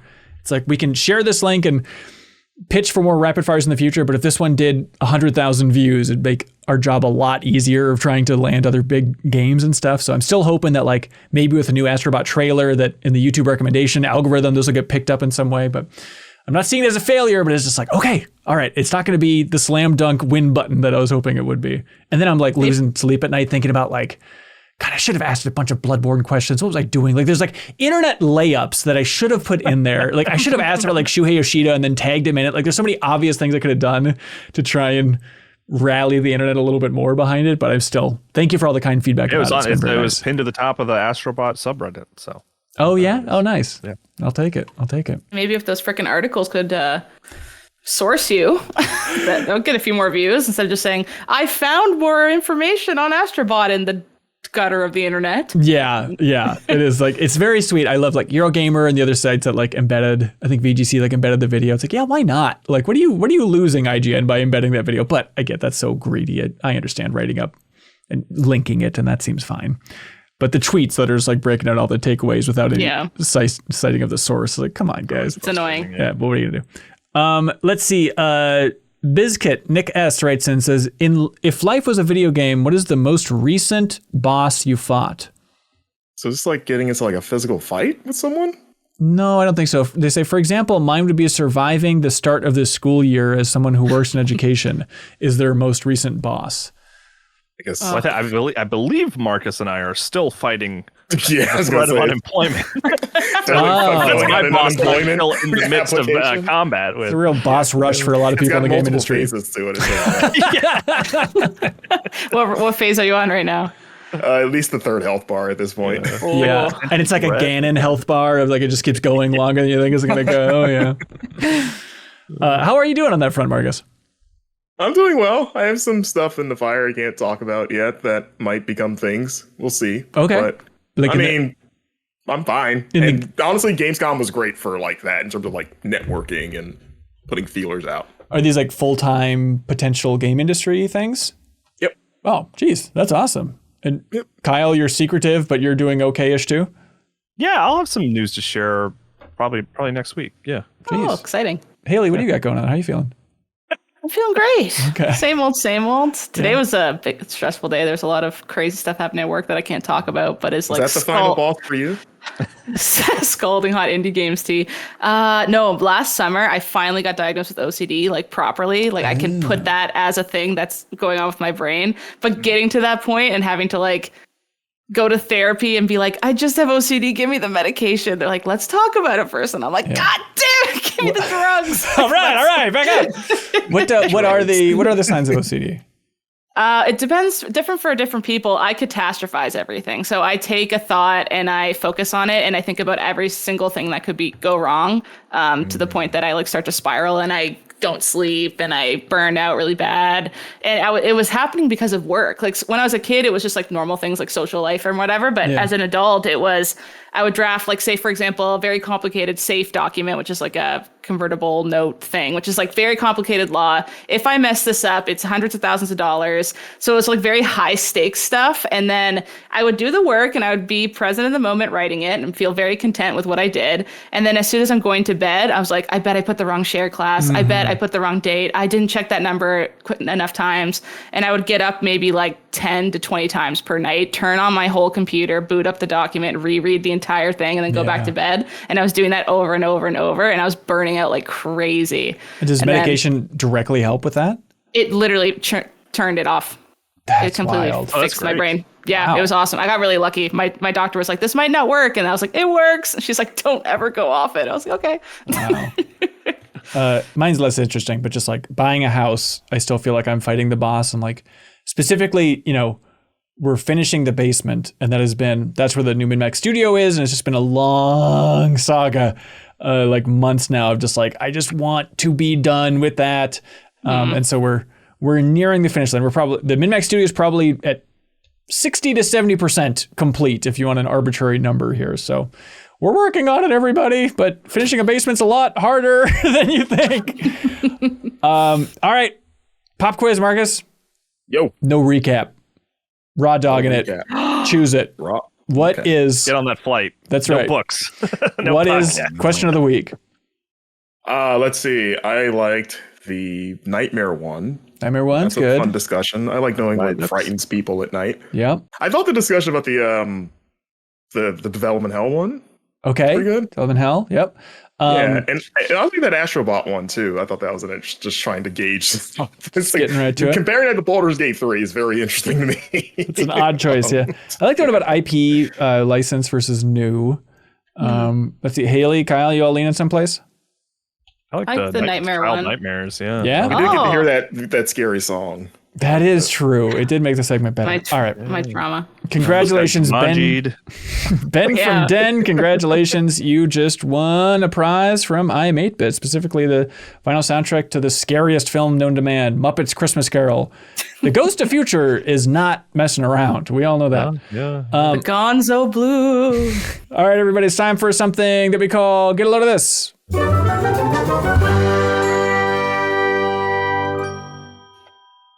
Hey, get a load of this. That movie Alien Romulus that everyone says is really good. Yeah. I've tried to see it twice at 2 different theaters and have failed both times. Because Marcus, I posted something about Alien Romulus. I don't know if it was on Twitter or in Slack, and I was like, we went and saw it, and you said must be nice, and I was like, why is he saying that? I was like, what is he? Did I do something I was wrong? wondering. I posted a GIF of the Life Jennings music video for "Must Be Nice," and I was wondering if you. Yeah, what's going on in your life? No, I had no idea what happened. So the first attempt was the weekend, like right before I flew out for Gamescom. I went to a theater nearby. And about like the tail end of the previews, the sound glitched out, and also the theater lights wouldn't shut off. So I had to be the hero of the theater and go like tell them like, hey, can you turn the lights off? And then when I came back, the sound glitched out in a way that I've never seen, where the voices sounded like they were coming from like really bad like walkie-talkies, but like the ambient audio and music sounded fine. And then so like I had to go back out, and the movie had started at this point, and I waited for like the first 5 minutes to see it would go away, but it clearly wasn't. So I was like, oh, now I gotta leave. And I'm a stickler with movies where I don't leave. I don't go to the bathroom, do anything. I don't want to miss anything. So I'm already like, okay, this is already a disaster because I have to miss the crucial opening stuff and complain about the sound. And then they were like, oh yeah, that theater's been messing up. Like every time something, like we fix one thing, another thing breaks. So we fix the lights, but then the sound exploded or something. And we can't stop the movie to fix it. So we'll try to fix it, but we don't know how long it's gonna take. So then I just left because I was like, I've already been out here for like 5 minutes missing stuff, and I don't know when this is going to be fixed. And I heard this movie's good, and I'm an Alien fan, so I don't want anything less than perfection, like the xenomorph itself. I get it. So I left. And then 2 nights ago, I tried again at a totally different theater. Got about 40-ish minutes to it, like right when things really start cooking. Like, okay, things are popping off. Yeah. Here we go. And then the screen goes black. And it turns out, because I had to go again to leave, and they told me that there was a power surge at the theater, but it only affected my theater. Oh my God. And they couldn't, like, they can't, like, restart it, because I guess the way the queue is set, like, it's on a timer, so, but there weren't any more showings. So they offered, like, oh, do you want to see another movie? And I said no. And, like, without spoiling for anyone that has seen the movie, it was apropos, because the moment the power surge happened was when a character is using an electrical rod. Oh, interesting. Weird. So I was like, oh man, he like overcharged the theater itself. It was so powerful. So yeah, I have a third theater that is much farther away, but it's nice, that I'm going to try maybe this weekend again. But like, it is annoying the thought that I have to sit through like 40 minutes of stuff I've seen to get to the new stuff again. Yeah. So pray for me. Okay. Everyone. Yeah, will do. Can do. Luck, man. Hey, get a load of this. I'll keep it on the movie track. And apparently all my get a load of this are just going to be related to Kingdom of the Planet of the Apes.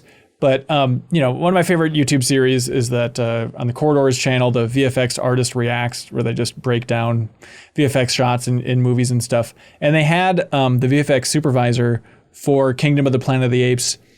and he was talking about how much data they had to create. Like how much, if you add it all up, is going into a movie like Kingdom of the Planet of the Apes.